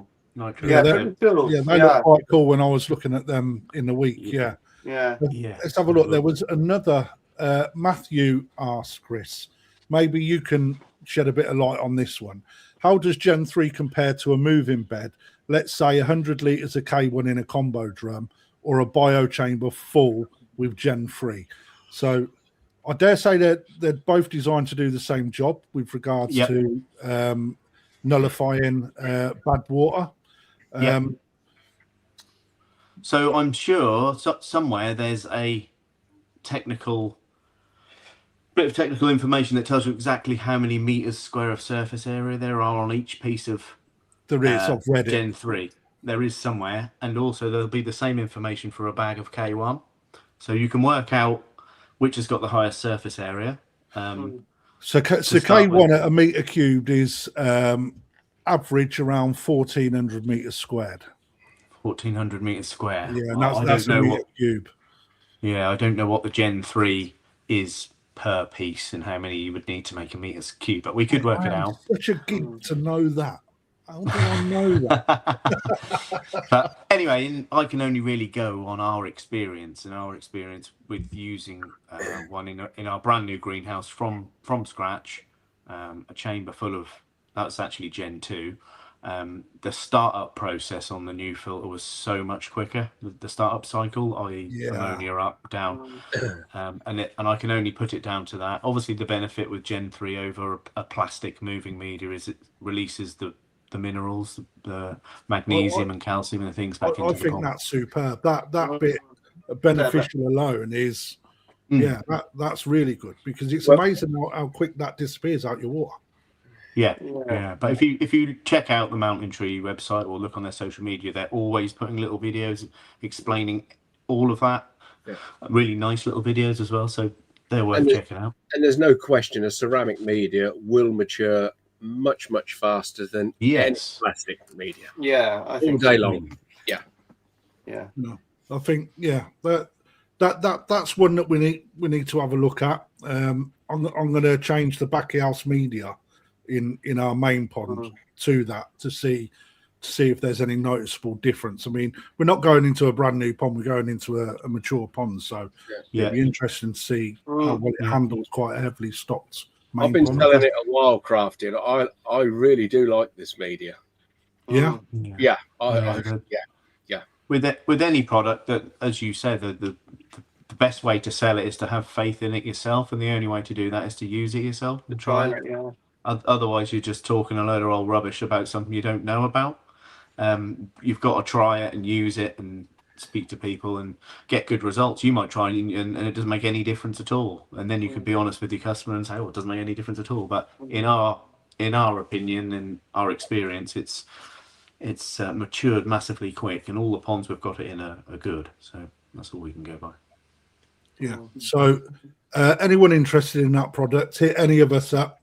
We're all stockists. But Lee, are you doing things like that, mate? Are you? I am going to, I need to talk to Chris, obviously. Yeah, you've got an account now, mate. It's like, Well, I'll sort you out, Chris. I think last year Chris sent me an email and a catalogue and all that kind of stuff. So probably in theory, I probably have. But it's a phone call away, isn't it? So, but Okay. I have had some people on the phone to me requiring drums and all that kind of stuff. So I guess I'll have to grow up and set up an account with Chris at some point. Yeah, see how your koi show goes first. Yeah, exactly. Yeah. It might be the first and last. Yeah. Yeah. Is there anything that you're aware of that's new on the range that exclusive you can maybe leak a bit of info on, Chris? I mean, it's a long shot, isn't it? But Wow. What on Mountain Tree range or anything in particular? Yeah, Mountain Tree. They are bringing out a Generation 3 small media because the Generation 2 Lotus Root is they do bits that are that big and then they do a smaller version. Yeah. For people to break up and put in trickle showers and just get a more even flow through. But they're now doing the same small version in Generation 3, I believe. Because the bigger ones got a netting round it. Is that correct? Yeah, they all have a netting round. Right. Okay. Yeah. So Colin Holland's just helped out and sent me over some info. So 6,618 square meters per litre of surface area. So roughly a 20% increase over Gen 2. That's huge. Yeah. That is massively bigger than K1. So, and this is what I say to people all the time. You've got to research your products. And that's how you get to know what's really happening. I mean, it says to me Saturday, I didn't even know myself, but I did know K1, so I can get myself out of jail a little bit. So, right, shall we have a look at some KiGen stuff? I'll just quickly grab a drink. Get yourself a couple of bottles in, mate. You're going to need it. While we're on that, let's have a quick look. Any comments? In fact, before we move on to that, there was a comment that was made earlier on, and it actually fits to what we was just discussing to an extent. So, Rachel, I'll pose the question again to Chris when he returns, but we're looking at setting up some IBC tanks for growing on. Would love input on how you would set them up by the looks of that. Looking at mid to high price bracket. So, there's something for all of us. Anyone want to take a stab in the dark and take that first on? IBC. When you say setting up, they're going to run that with the fish in that, or as filtration. Yeah, so talking earlier, it looks like they want 3 separate growing tanks, right? Which they're using an IBC converted into a pond. But their question is, how would they set them up? Like, what filters would you use? Pumps, media, etc., etc. I said I'd put it to drop a question in. I'll put it to us guys. Money mid to high range, so they don't want cheap and cheerful. They want to do it as a bit of a serious one. Any issues with that? They hold about 1,000 litres, do they? 1,000 litres a piece. So 3,000 litres. How many? What's that in gallons? Because I still work in. I mean, you could run you could run those just on nice battery showers. 660 odd gallons. Is that? Yeah, that's it. Yeah, 220 in each one. Yeah. Well, put it this way, I'm running some systems off site that are 400 gallons with an easy pod, and I've got 60, 70 koi in them. Okay, so but you haven't just got an easy pod, Dave, have you? Yeah. You've got have you not got inline heaters with them as well? Oh, I've got we have to, because obviously we heat ramp and everything else. So it depends what they're going to do. If they're going to just use it through the summer months for growing, or whether they're going to continue growing on. It's going to be an indoor. From what I understand. So on an indoor, they want to grow the fish on. They're literally they're gone balls deep into this hobby, and I welcome it with open arms because they are fanatic about it, and they've done one pond. They're doing their second pond, which is quite special. But they also want to go into buying small, growing big as well. So, you know, they come to me today saying, this is an idea. I said, I'll put it to you guys, see what you've got a lot more experience. Sometimes my advice would be, I can remember a guy that once come in here who did something similar. And by the time he'd bought all the fittings to connect, all this, that, and the other, and to make it work, I said, why don't you go out and buy a second-hand quarantine tank? Yeah, buy something ready-made. You know, you can go on eBay and find them for 200 quid. Somebody getting rid of, in fact, I thought I saw one on Facebook the other day, something like 400-gallon tank, and he wanted it out the way for 150 quid. But maybe they're more like me and they've got OCD and they want 3 exactly the same, so they want to make it themselves. So are they going to be they want them independently for different fish, do they, Krafty? Yeah, they do. Yeah. They want to go down that route where, you know, they'll buy a batch of fish per growing tank, and then, like Lee did a couple of years ago, grow them out, select a couple of the best ones, and move the others on. It's up to them how they do it. I mean, we use easy pods on our systems because they work, but they could have a pump in there and just to a small little shower or something like that. Yeah, that's the problem with easy pods are really awkward. I don't know. I think I probably, you know, Ryan's stuff up in exclusively works great with those little homemade showers. I think they're awesome, you know, like little 2-inch bottom drain into a variable pump into an inline and then over the shower. Just pumps over a shower, yeah. But doesn't that put all the crap over it? Yeah, but they've got a filter floss on the top, and what you can do is you can make an overflow. So if it clogs up and overflows, it'll come back in. But I think, you know, Ryan just cleans that floss once or twice a week in really heavy feeding. And it works great. Loads of pumice stone, but I suggest you get the Lotus Root stuff now. Lotus Root, the Mountain Tree do a filter floss as well for the top. Yeah, they do a reusable. Comes in a nice box, folded as well. So, I've got them on tab ready to go, Chris. So they can do it. They can do it really quite simple then, really. Yeah, I think so. Yeah, a nice way to do it as well. You know, the backy showers, you can get whatever box you want. You can make those. It's enjoyable to do as well, and you can get them to fit really nicely on top of those 3 separate systems. Keep all the nasties out of each one if you get an issue. Lovely. Pump fed, side fed. What? It'd be pump. I put a 2-inch bottom drain in. You know the Cottony Koi 2-inch bottom drains. Yeah, you pull the water out of the 2-inch bottom drain with a pump. Pump out the shower. Yeah, pump it straight up. There you go. So we're being in agreement then. Either an easy pod, but if you want a little bit more, easy pods take up quite a lot of room. Yeah, they do. Yeah, and you can probably build a shower. Can you build it cheaper? Yeah, I think you could build it cheaper. If I'm honest, knowing them, they'll probably buy miniature showers to go with them. Yeah, nice. Okay. Yeah. It'd be a nice little setup. Yeah, filter floss. Maybe look at some Lotus Root in there. Would you go for that? Yeah. A whole Mountain Tree shower. A little setup would be nice. Yeah, Lotus Tree on the bottom tier, and then you could have maybe like the spiral mat all nice chucked in, and then the filter floss on the top. Well, a lot of those showers, they cut a piece of that green spiral mat on the top, and then when the water hits it, it diffuses it nicely. Helps gutting. Yeah. Okay, so little setup.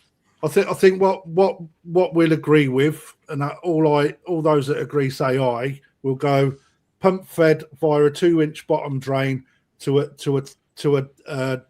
a shower that has got some Mountain Tree jack mat, filter floss, and pumice stone. Not pumice stone, Lotus Root. Yeah, that'd be good. Right, I think that'd work well. Like I was saying to you earlier, and it's quite a good link actually. Totally unpracticed. We can then look at maybe Tozai RG42. RG92. 92. They'd be doing the first hurdle with that. Yeah, they'd be doing the same thing as Seba. Seba's doing that, isn't he? Is that how he's doing it as well? Yeah, he's got a complete Mountain Tree system running in conjunction with the Tosai L71 RG92 KiGen Food together to test the food and the filter. What inline heaters have you got, Dave? Do you know what they're called? Yeah, Elecro. The Electro ones. It's about the most. To be honest, for inline heaters, they're about what I found the most reliable. over the years. But I think you can get submersible ones as well, the stainless ones, can't you, Chris? If you want to just so you've got two ways of doing it. I just use the inline ones, them electro. The electro ones are probably the ones to go for. Yeah, there are cheaper versions. There's Aquaforte do some, Cloverleaf makes some, but the electro ones are probably the premium, the higher more premium ones. Yeah, I've never had issues with them, Chris. Right, so there you go, guys. So when you're ready, come in. We'll sit down. We'll work out what you need, and then get that underway. And then hopefully we'll get some pictures of your setup to share with everyone. And when you do your fish, if we start you off on this KiGen food, then we'll be able to see some results. But Chris, new food, right? Like everything, I think I personally think that food gets probably the biggest flack, and rightly so, because it's such a massive market. They all claim to be the award winners. A lot of them don't have any sort of information attached to them. They release on the market, and then we let the results do the talking. But people are aware about my opinion on food. I think that it's very under researched. I think that people tend to go word of mouth over anything else. And I don't think people realise how important it is from a koi perspective of what you're putting in the mouth makes a huge difference to what it is that your results will be. And the biggest issue is that the koi keeper themselves don't follow the rules. However, is very excited with a new range of food that come out merely on the basis of how can I put this, transparent the research was, and all of the information that was been looked at has been shared. And that is what really got me interested in this food more than anything. So when the brochure came out, I was like, holy crap, the amount of information that was in this brochure really made me knuckle down and look into what this Theo has gone into. So before we start actually going into the nitty gritty on the range, what the ingredients are, people probably already fairly aware of it, especially with the amount of stuff that we've been pushing out between us. Give us a little bit of an insight who to Theo is, Chris, if you could, please. Well, I was introduced to the KiGen brand, and then obviously Theo by Siba van Tilburg, who I've become friends with since we went to China, and we share the same sort of interests in koi and business and stuff. So anyway, Siba contacted me and said, there's a really good koi food that I believe is going to be good. I've looked into it, and he's a clever guy as well. So I always listen to what he says, because he thinks about stuff before he makes too many statements, and he doesn't commit to things unless he's analysed it a bit. And anyway. So he suggested I get in touch with Theo at KiGen. I can't even pronounce it now. KiGen. So so within a few weeks, Theo got in touch, and we said, come over and see us. At that point, we were thinking, it's another Dutch company trying to take over the world with a fish food with a sticker on it. Like there are when you go around the Dutch Koi Show, there's a million different foods, mostly all made in the same sort of place with different labels, all claiming to be the best with the highest protein and all of that. And me and Andrew are a little bit skeptical to start with. And anyway, we sat down with Theo. And Theo's background is he owns one of the biggest PPE companies in Europe, I think. They sell all the fire retardant outfits for people, and so he's got a big company. He's a businessman anyway, but his passion is koi. I think he's been doing koi for 23 years. So he's always thought about koi foods and how he'd love to make something using the best ingredients, scientifically backed, and put a lot of effort and a lot of research into it before he brought something out. So that's where the KiGen food came from. So we sat down with Theo, and he talked us through the whole evolution of his koi food, and how he only wanted the best LT71 fish meal, and then he made this range, and it originally only had 5 products in, And then at the last stage, he then discovered this RG92, which I keep referring to as magic algae. So he discovered the magic algae. So then obviously had to bring a fifth food out with the RG92 in. He then went on to describe the story of how the RG92 was discovered, which was fascinating. I won't try and tell it because I'll probably ruin it. But if anyone's come to the National Koi Show, he's going to be on the stand with us there. And he's there to speak to you guys, the public, anybody who's got any questions, and tell them the story, the reason he chose the particular ingredients he's using in it. And yeah, after meeting him, hearing about the food, we not only had excitement for the food coming, also we had faith in him. He was a decent guy, so we thought, yeah, we'll give it a go.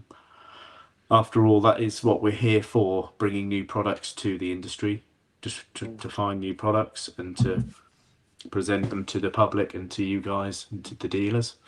So yeah, that was it then. A couple of weeks later, we signed the deal, and now we're looking at taking the first batch in about 10 days. So that's exciting. Yeah, that is exciting. Yeah. I'm gonna attempt something, right? And please don't flog me with 100 lasses if it don't go right. But I'm going to try and share a screen here, just to give you guys an idea of what has been. Has it come up? Has it? Yeah, there.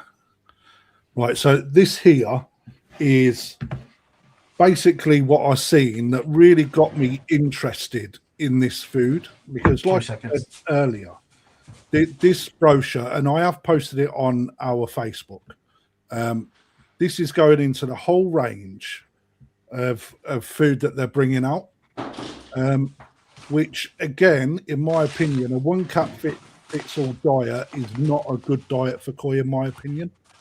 Right, but then it goes into so much information with regards to the ingredients and the importance of the ingredients and how it affects koi.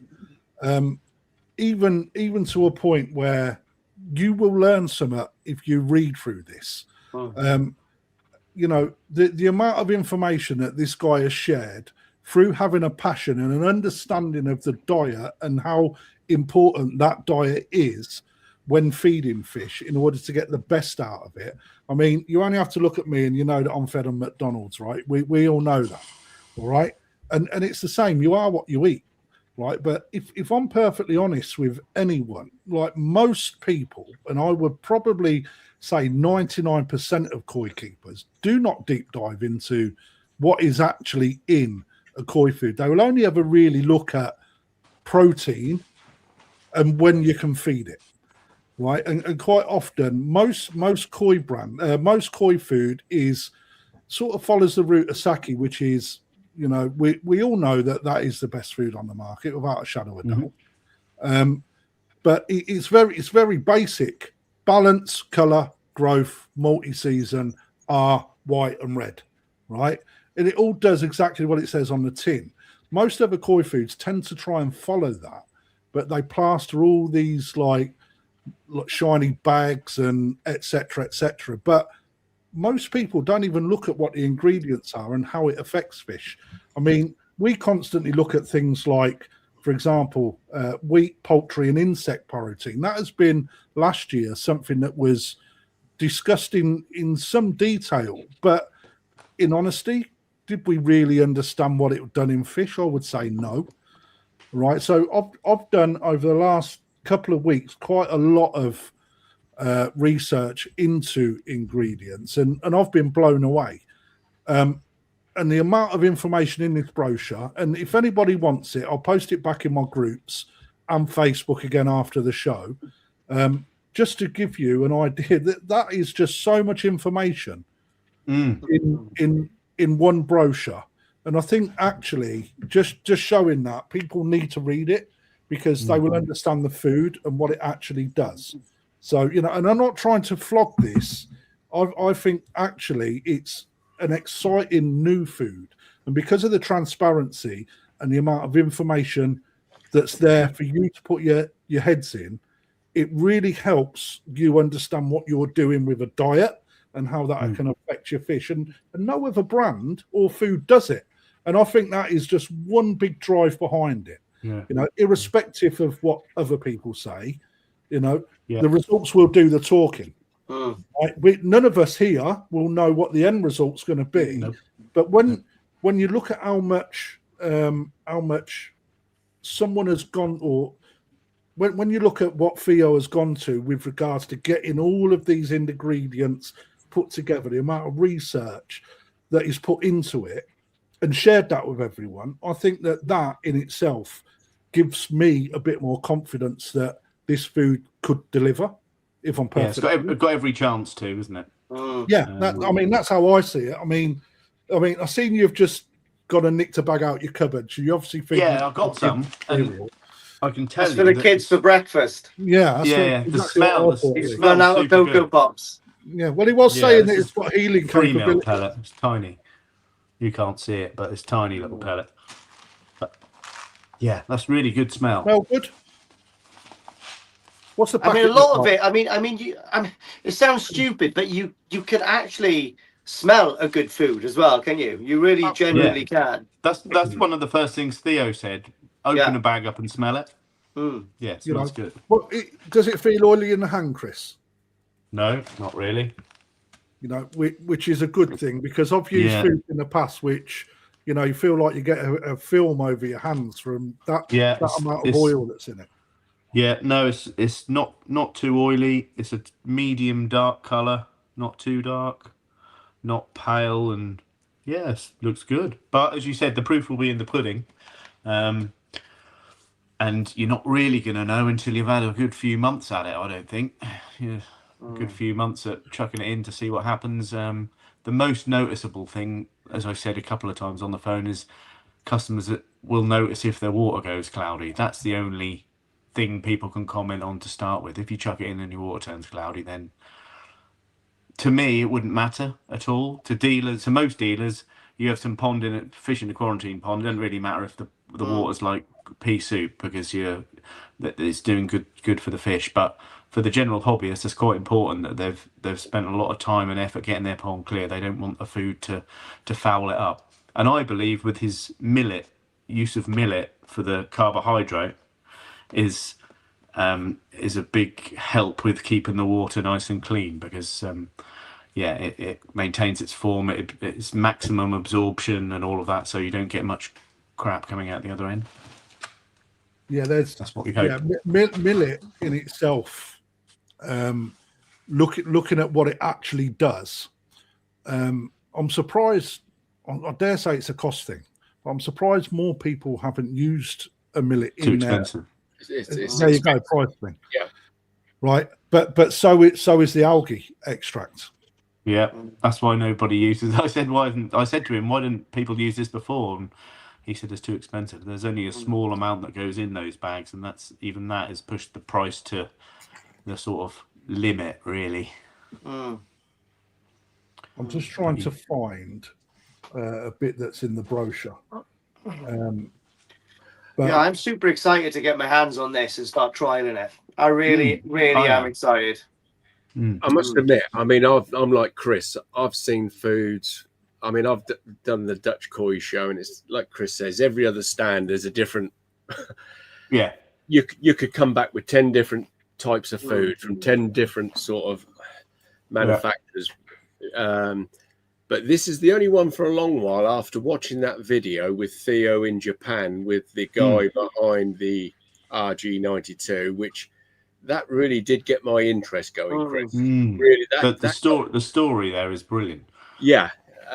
This is the only one that's sort of really tweaked my interest in quite a few years of seeing all these other brands come out and disappear or not do what they promised to do. But no, I'm looking forward to this. Yeah, it's always exciting to have a new product. Can you not elaborate a little on the backstory that you're... Well, I might just sound like I'm making it up, because it's quite a strange story. We're all going to trust you. Look at who would not trust a face like that? Don't completely take my word for this, because it was a few weeks ago when he told me, but it was the guy who discovered RG92 is this Japanese scientist. He owns a company that makes spirulinas and other algae and things for industry. And he started looking into it because he read a paper about Japanese soldiers in the war healing up faster in these particular spring baths in somewhere in the Beppu region where his factory now is. And then he read another paper, and the same was happening to people in spring baths in Italy somewhere. So then in, I think, 2011 or 2012, he employed a doctor from Oxford to come and spend 2 years testing all the different spring ponds. And in the 90-second spring baths, the 90-second spring baths he tested in this Beppu region, he found the RG92 algae, which since they've done experiments and it has proven to reduce inflammation, help with Alzheimer's, loads of things. There's a whole brochure which I'm going to talk to Theo and hopefully get him, ask his permission to release it. But it's a timeline of the RG92 uses, and they sell it for loads of stuff. So cool. And then obviously Sakai Fish Farms has been using it for the last 3 years. There's a little We've got a little interview video on that, Chris. Yeah, which we can watch that, because that was very interesting just to see Kotaro big it up and say, yeah, we use it and it makes the fish eat more. It's better for their metabolism as such. So yeah, I'm excited about the magic algae. I think it could be good. I mean, you or Theo kindly give me authority to share that via the social media. It's gone down quite well. There has been questions raised, and like I said, in time, I think we'll tell, because it may be a magic ingredient. We don't know, and the only way that we're going to know is if people use it and document it, and so we can see it. Yes. But in that video, the doctor that was explaining about the benefits that he's seen in the use of the algae really got me interested, and me being with my detective hat on, I managed to actually find the report that he made reference to online, download it, and just so people are aware, I'll share it. Right, this here, I've got to do it on this screen. This here is the report that they found when they was doing the testing with the flounder. Right, everything. And because AI is so amazing, I mean, let's face it, I ain't no doctor, and that word there on its own, I wouldn't know how to pronounce. Right, all of that bit there. All right, so like a hydroxylaxle. Yeah, there you go. There's always a clever one. Like I said earlier, he's definitely got a better IQ, right? But no, I AI is a great tool. So even just asking for a summary by AI, what it's able to do is pick out all of them pieces that are really interesting. And over to the right-hand side here, it goes through what, some of the stuff here, for example, tested twice, right, against flounder. Now, the DNA between flounder and koi are not going to be a million miles apart. And the abilities that it brings, if it's good for humans, good on this flounder, then surely it's got to have some goodness that can be pulled into koi keeping, right? Survival rates massively increased, 96 to 97% increased. The feed conversion rate, which is something that Rick from New Forest talked about in his food trial last year, which again, I don't think people really ever taken on, but the conversion rates was superb.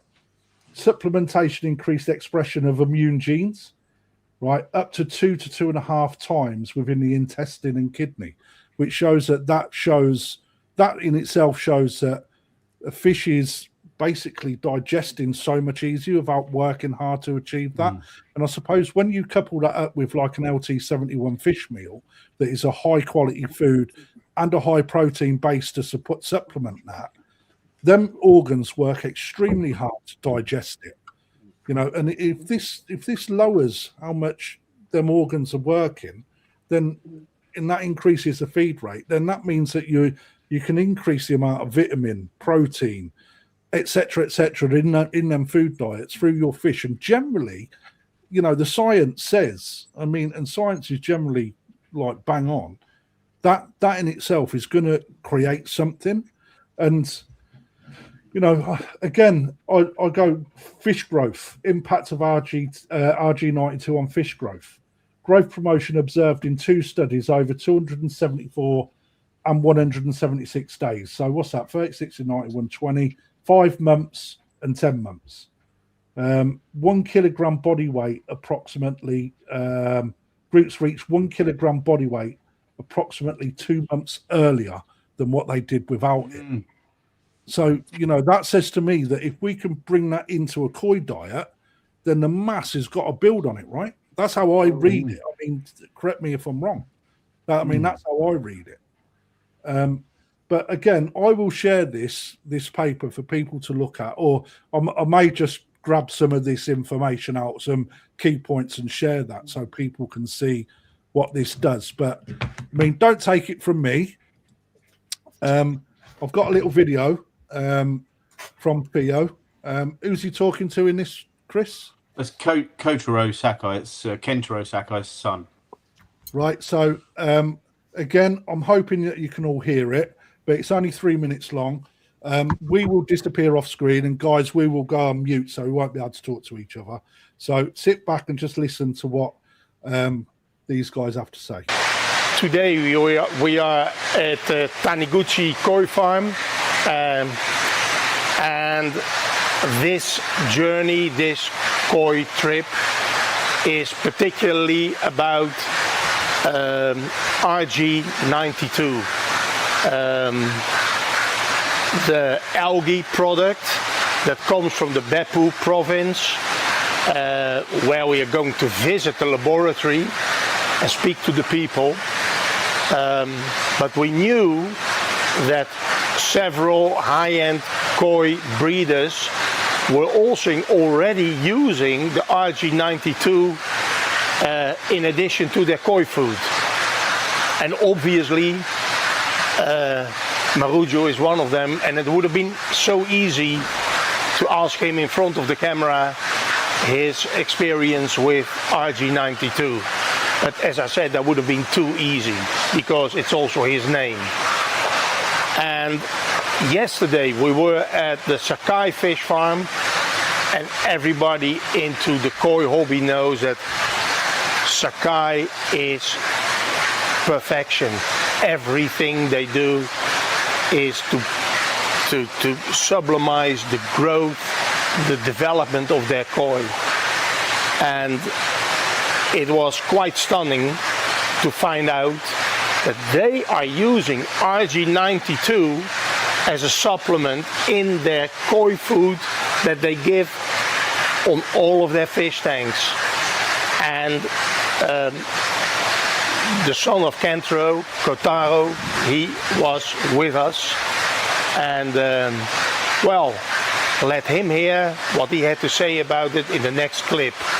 Here with Kotaro's son from the Sakai fish farm, and we saw some beautiful results from the Kohaku and the Sanke. Yeah. And you mentioned that you use RG92. Can you explain? So we started using RG92 from last year. Yes. And we mix it with the pellet food. Okay. And also we mix it to the paste food. Also do your paste that you make yourself. Right. Yes. And we feed it for any kind of fish, jumbo size to big fish.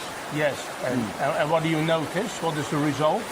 I think fish eating RG92, the growing speed is faster than not using it. Okay. Yeah.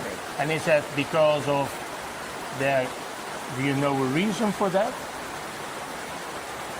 I think fish tend to eat more amount of food. Okay. Well, interesting. Yeah, that's all I want to ask. And I want to thank you for your good care. Thank you. Thank you. Thank you. So obviously filmed in a fish house, so that was like super noisy. But when I shared the first video, Sire up North Koi Pond, he made reference to the scientists saying, you know, he's seen it in koi fry really do well. But I think that evidence is in itself that if we've got people like Sakai using it, Maraju using it as an extract in their paste and feeding it to big fish, it obviously brings a benefit as well.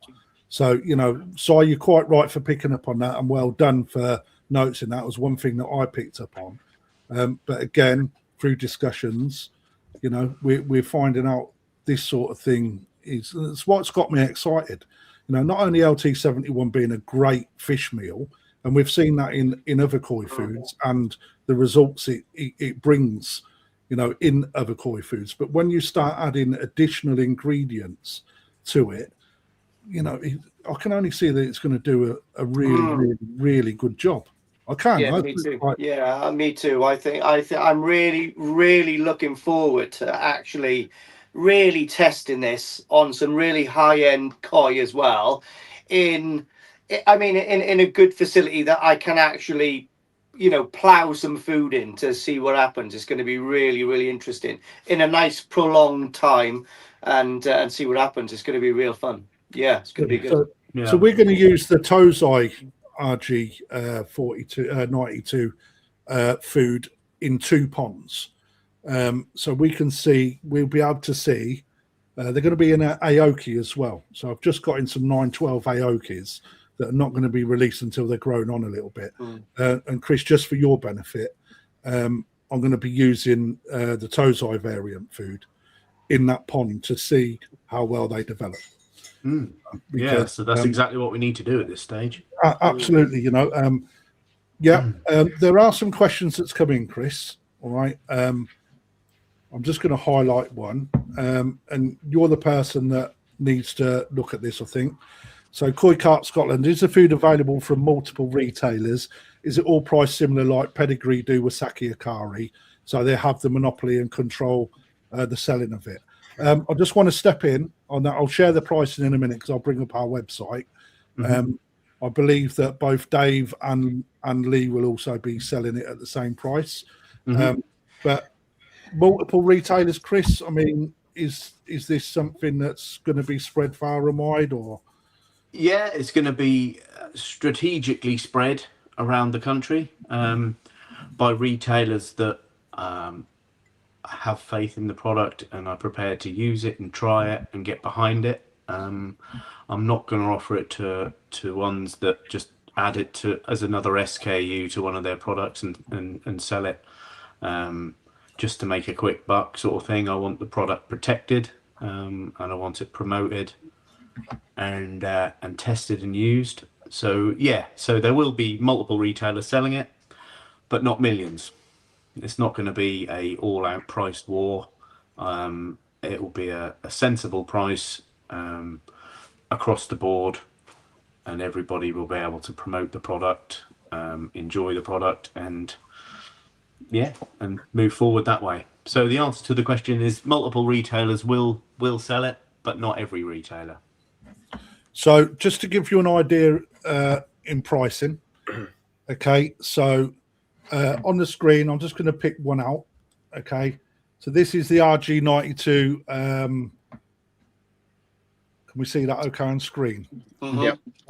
So the special premium food. We're going to go over these in a second anyway, but this here comes in a 1.2 kilo bag, 5 kilo or 10 kilo, and it's available in both floating and sinking.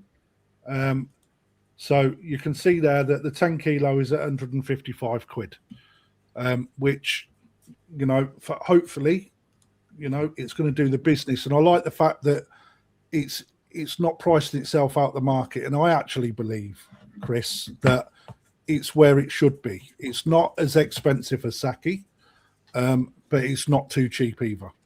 Because if it was cheap, it would have to have no RG92 in it and no of the expensive millet carbohydrate and use cheaper ingredients. We've looked at it, and I said to Theo, can it be any cheaper? Because a new food coming onto the market is a difficult sale. It's a difficult thing. We've been, as you probably know, our flagship food is JPD Koi Food. We've been selling JPD since I was 16, since Ryuichi first came over to England and signed the deal with Andrew, and we pushed that fiercely, and we use it a lot, and we have great results with it. It's a great fish food from a company that's been making pet foods for 200 years. So it's a yeah, we're fully behind that and thing. But evolution means that new products come out and new ingredients become available and exciting new stuff happens, and we want to be a part of that as well. LT71 is in one other koi food. Your words was nothing special. There weren't enough known about it done at the time. And I've just said that Rick, down when he done his fish trial, showed what LT71 is capable of, mate, actually. So I think you'll find that I thought that it done really well with Tozai, mate. Just so you know. On top of that, until you run it against other diets, Rick makes a perfectly valid point here. Until you run it against other diets in identical systems with the same batches of koi, you can quantify actual results. And I totally agree with that. But that's I think a scientific approach, isn't it? Absolutely, and that's something that Rick's very good at.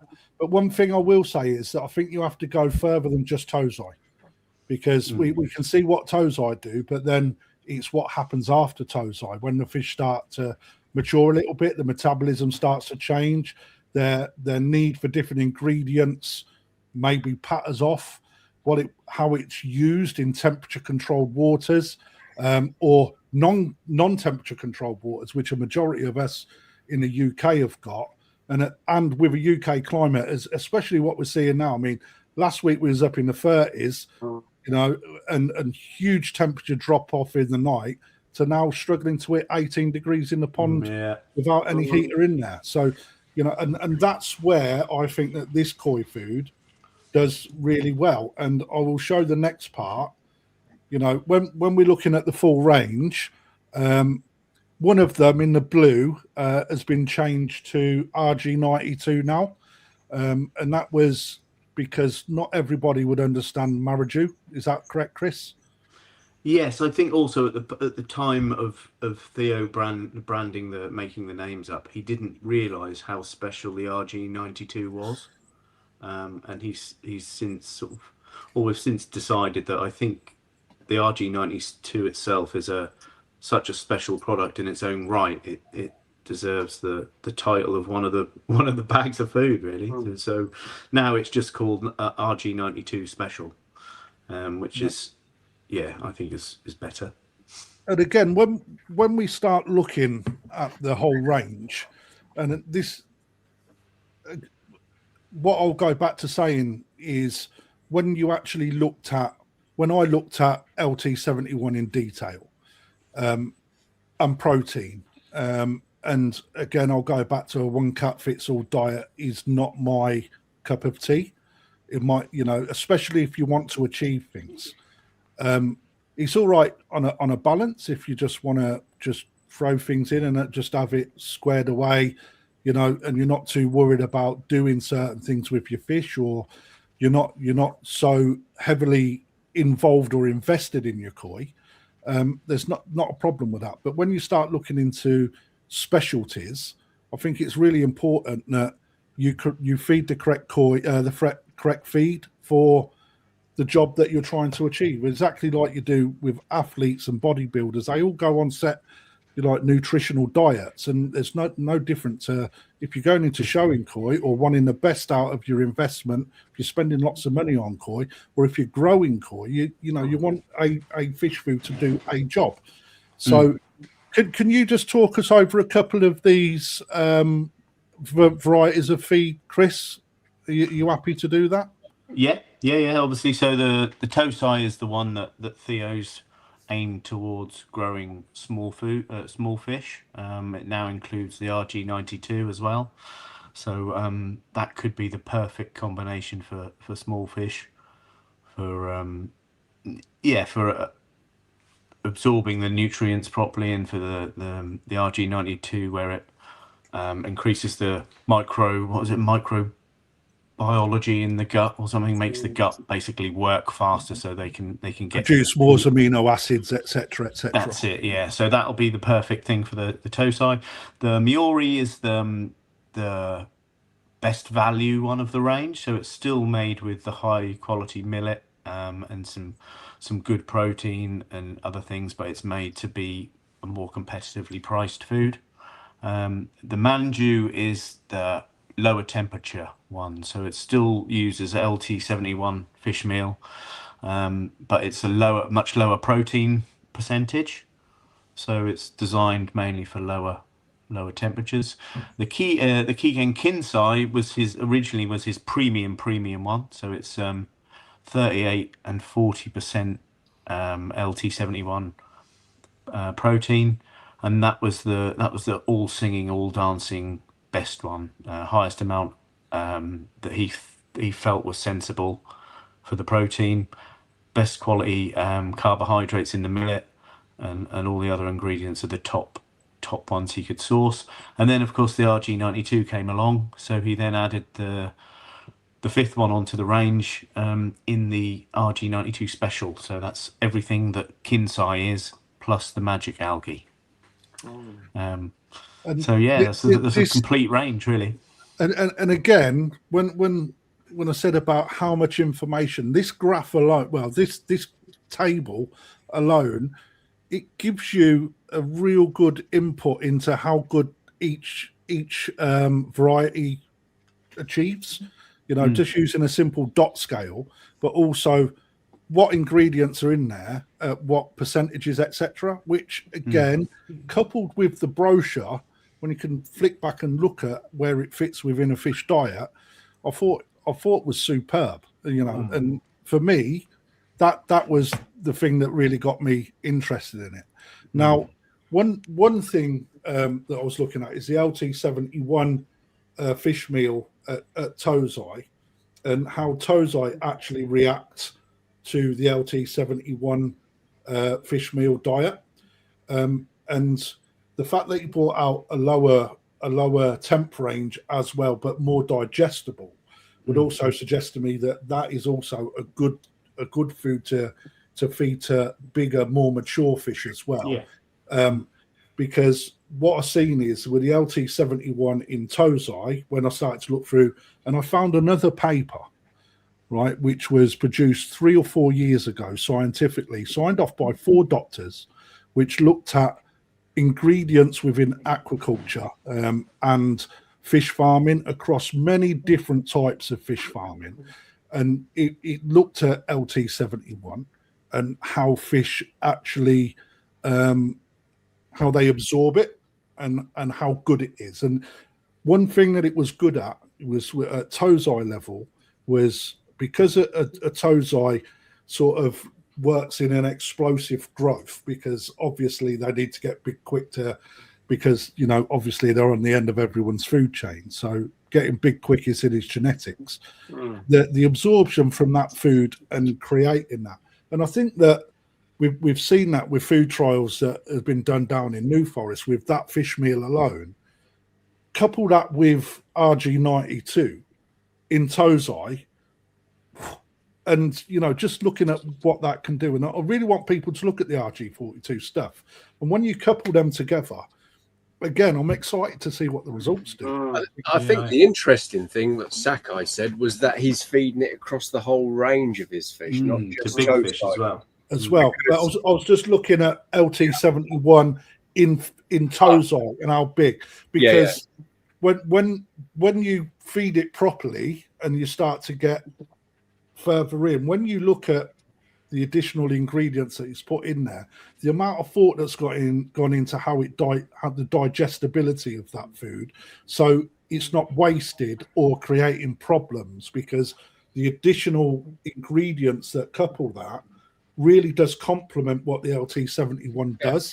Yeah. And that for me was so important, especially knowing what I've looked at. Yeah.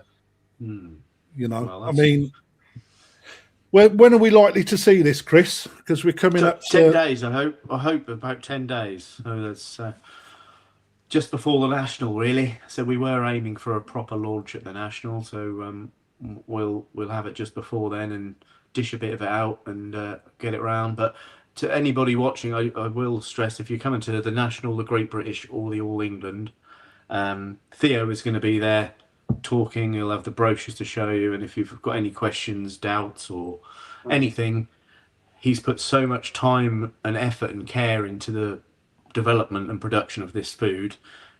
I'm sure it would be a pleasure for him to answer them, and he would embrace that. So do that.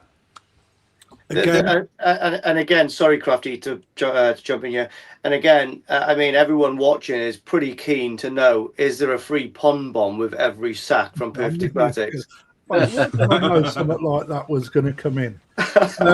There are some questions being brought out. Colin Holland asked, in the RG92 food, why are the compositions different from sinking and floating?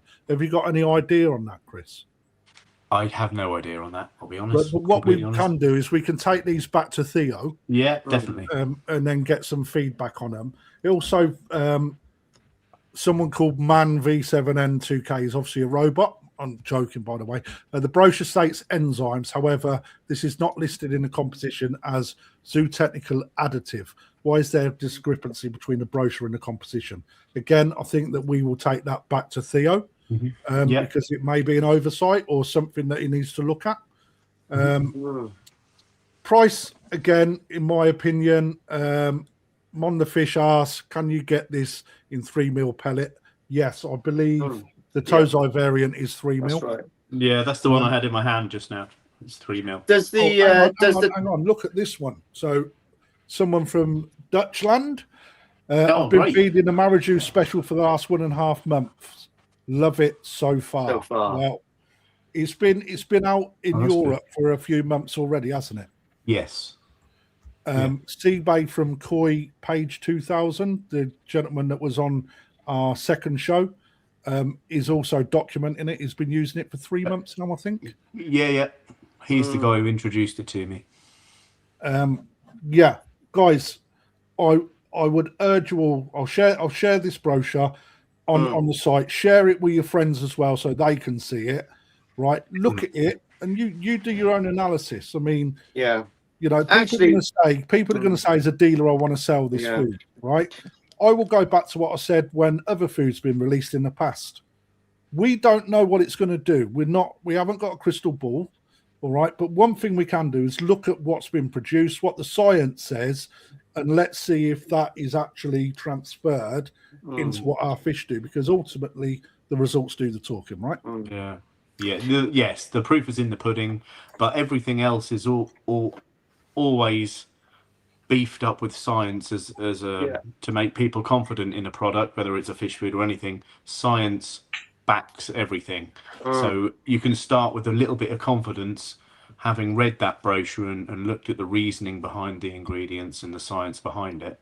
It gives you a good start. I'm not saying it's definitely going to be the best thing since sliced bread, because, as we said, until you've tried it and used it and tested it, it would be silly to say that. So, it's exciting. And to be honest, obviously, you know, I do at least one video every week from this facility. So from probably a couple of weeks' time, we'll see what the food can do live, week by week, in the pond behind me. So, I mean, it's going to be a current thing that everyone can tune in and watch anyway, which is going to be fun. And another thing, Chris, I mean, is there a lot of stock coming out? Because I think if people want this food, it might fly off the shelves. I don't know. Have you got quite a few containers coming over? Well, with any new product, it's completely impossible to guess what you need to order. To gauge, of course. If there was just one product, one bag or 2 bags, that would be easy. You just order a whole the full range is coming over. Others. But there's a whole range, and some are going to be more popular than the others. I haven't ordered much of the low temperature stuff yet, because it's the middle of the bacon wrong time of year. Perfect. But I've ordered a fair chunk of all the others. So I think we've ordered enough. Might be wrong. Hopefully I'm wrong, but we'll see. But as long as everyone's stocked up for the national, so people, if they wanted to get on board and try it, then they can. Yeah, absolutely. That's fine as well.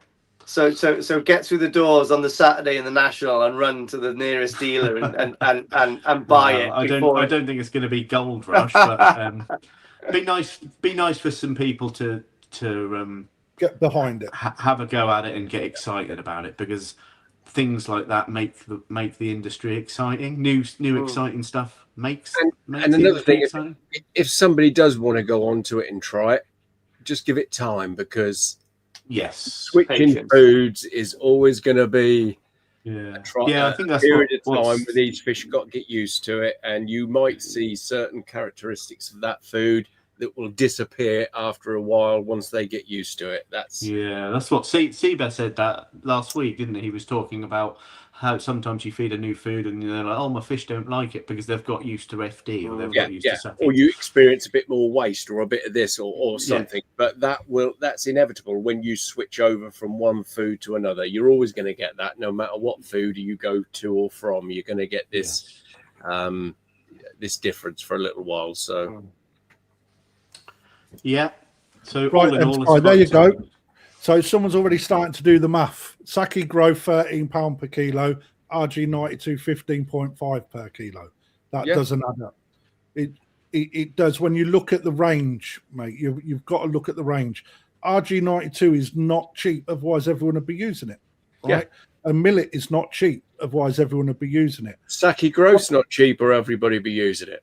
You know, and it depends where you're buying from as well. Yeah. Yes, on top of that, we know Saki is the best food out there. It's tried, tested, right? But what if this food does something that Saki doesn't? Right? What if? That's what you got to ask yourself. If you're getting better skin, you're getting better health, healthier koi, right? You know, that they give you less problems. It's simple, you know.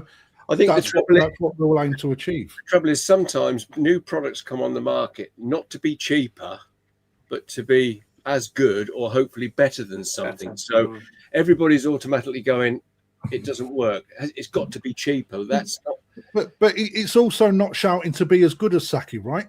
He's saying, look, this is what we've done.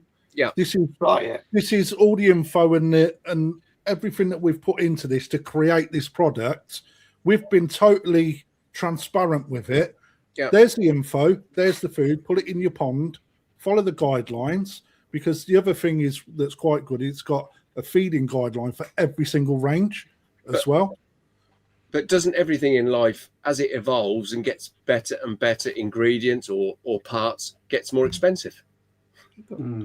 It does. You want the best, you've got to pay for it, haven't you? Simple. You know? Yeah. And to be honest, if you look in the range as well, is it the Kinzai?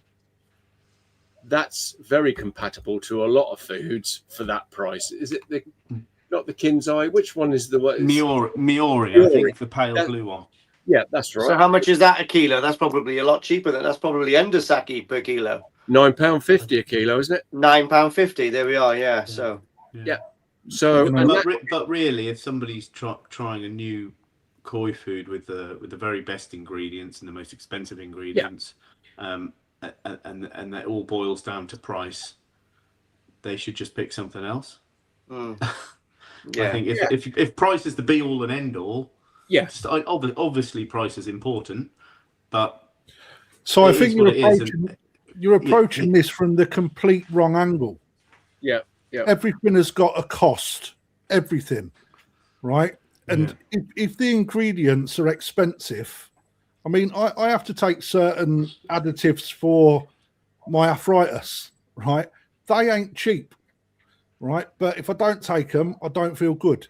It's simple. So at the end of the day, you put an additive into something and you see a result for it, you're paying for for when it's being made, it comes at a cost. When it's all put together, it comes at a cost. You know, as the consumer, you've got to pay for it. It's like Saki may be proven. This food isn't. It hasn't been given a chance yet. So if we jump into conclusions about the fact that it shouldn't be as dear, well, number one, you don't know how much Saki costs to put together. Number two, you don't know how much this stuff gets put together. But what if this food does something that Saki doesn't? Then Saki's got a problem. Do you think Saki are going to sit back on that? Absolutely not. They will look at what they're doing and they will look to improve their recipe. It's competition, and that's why competition. That's right. Yeah, interesting. So that's all exciting times, I think. but we will see. I think it's like everything's not meant for everybody. No. No. There's a food for everybody. Yeah, that's true. Yeah. If any of you are looking to bring this into your feeding regime, tip would be mix it with your current food. Yeah. All right. Wean the fish into it. Don't just go straight guns blazing with a new food. All right. It's easier to wean the fish on than what it is just to introduce them to a complete new diet. All right. You know, just as a little tip for you. So, and we're going to be using it on 2 of our off-site ponds. So I will give an honest opinion as well as to how we found it once we get. But the thing is, if we don't see results, we're not going to sell it, right? No. You know, we'll send Same. it back.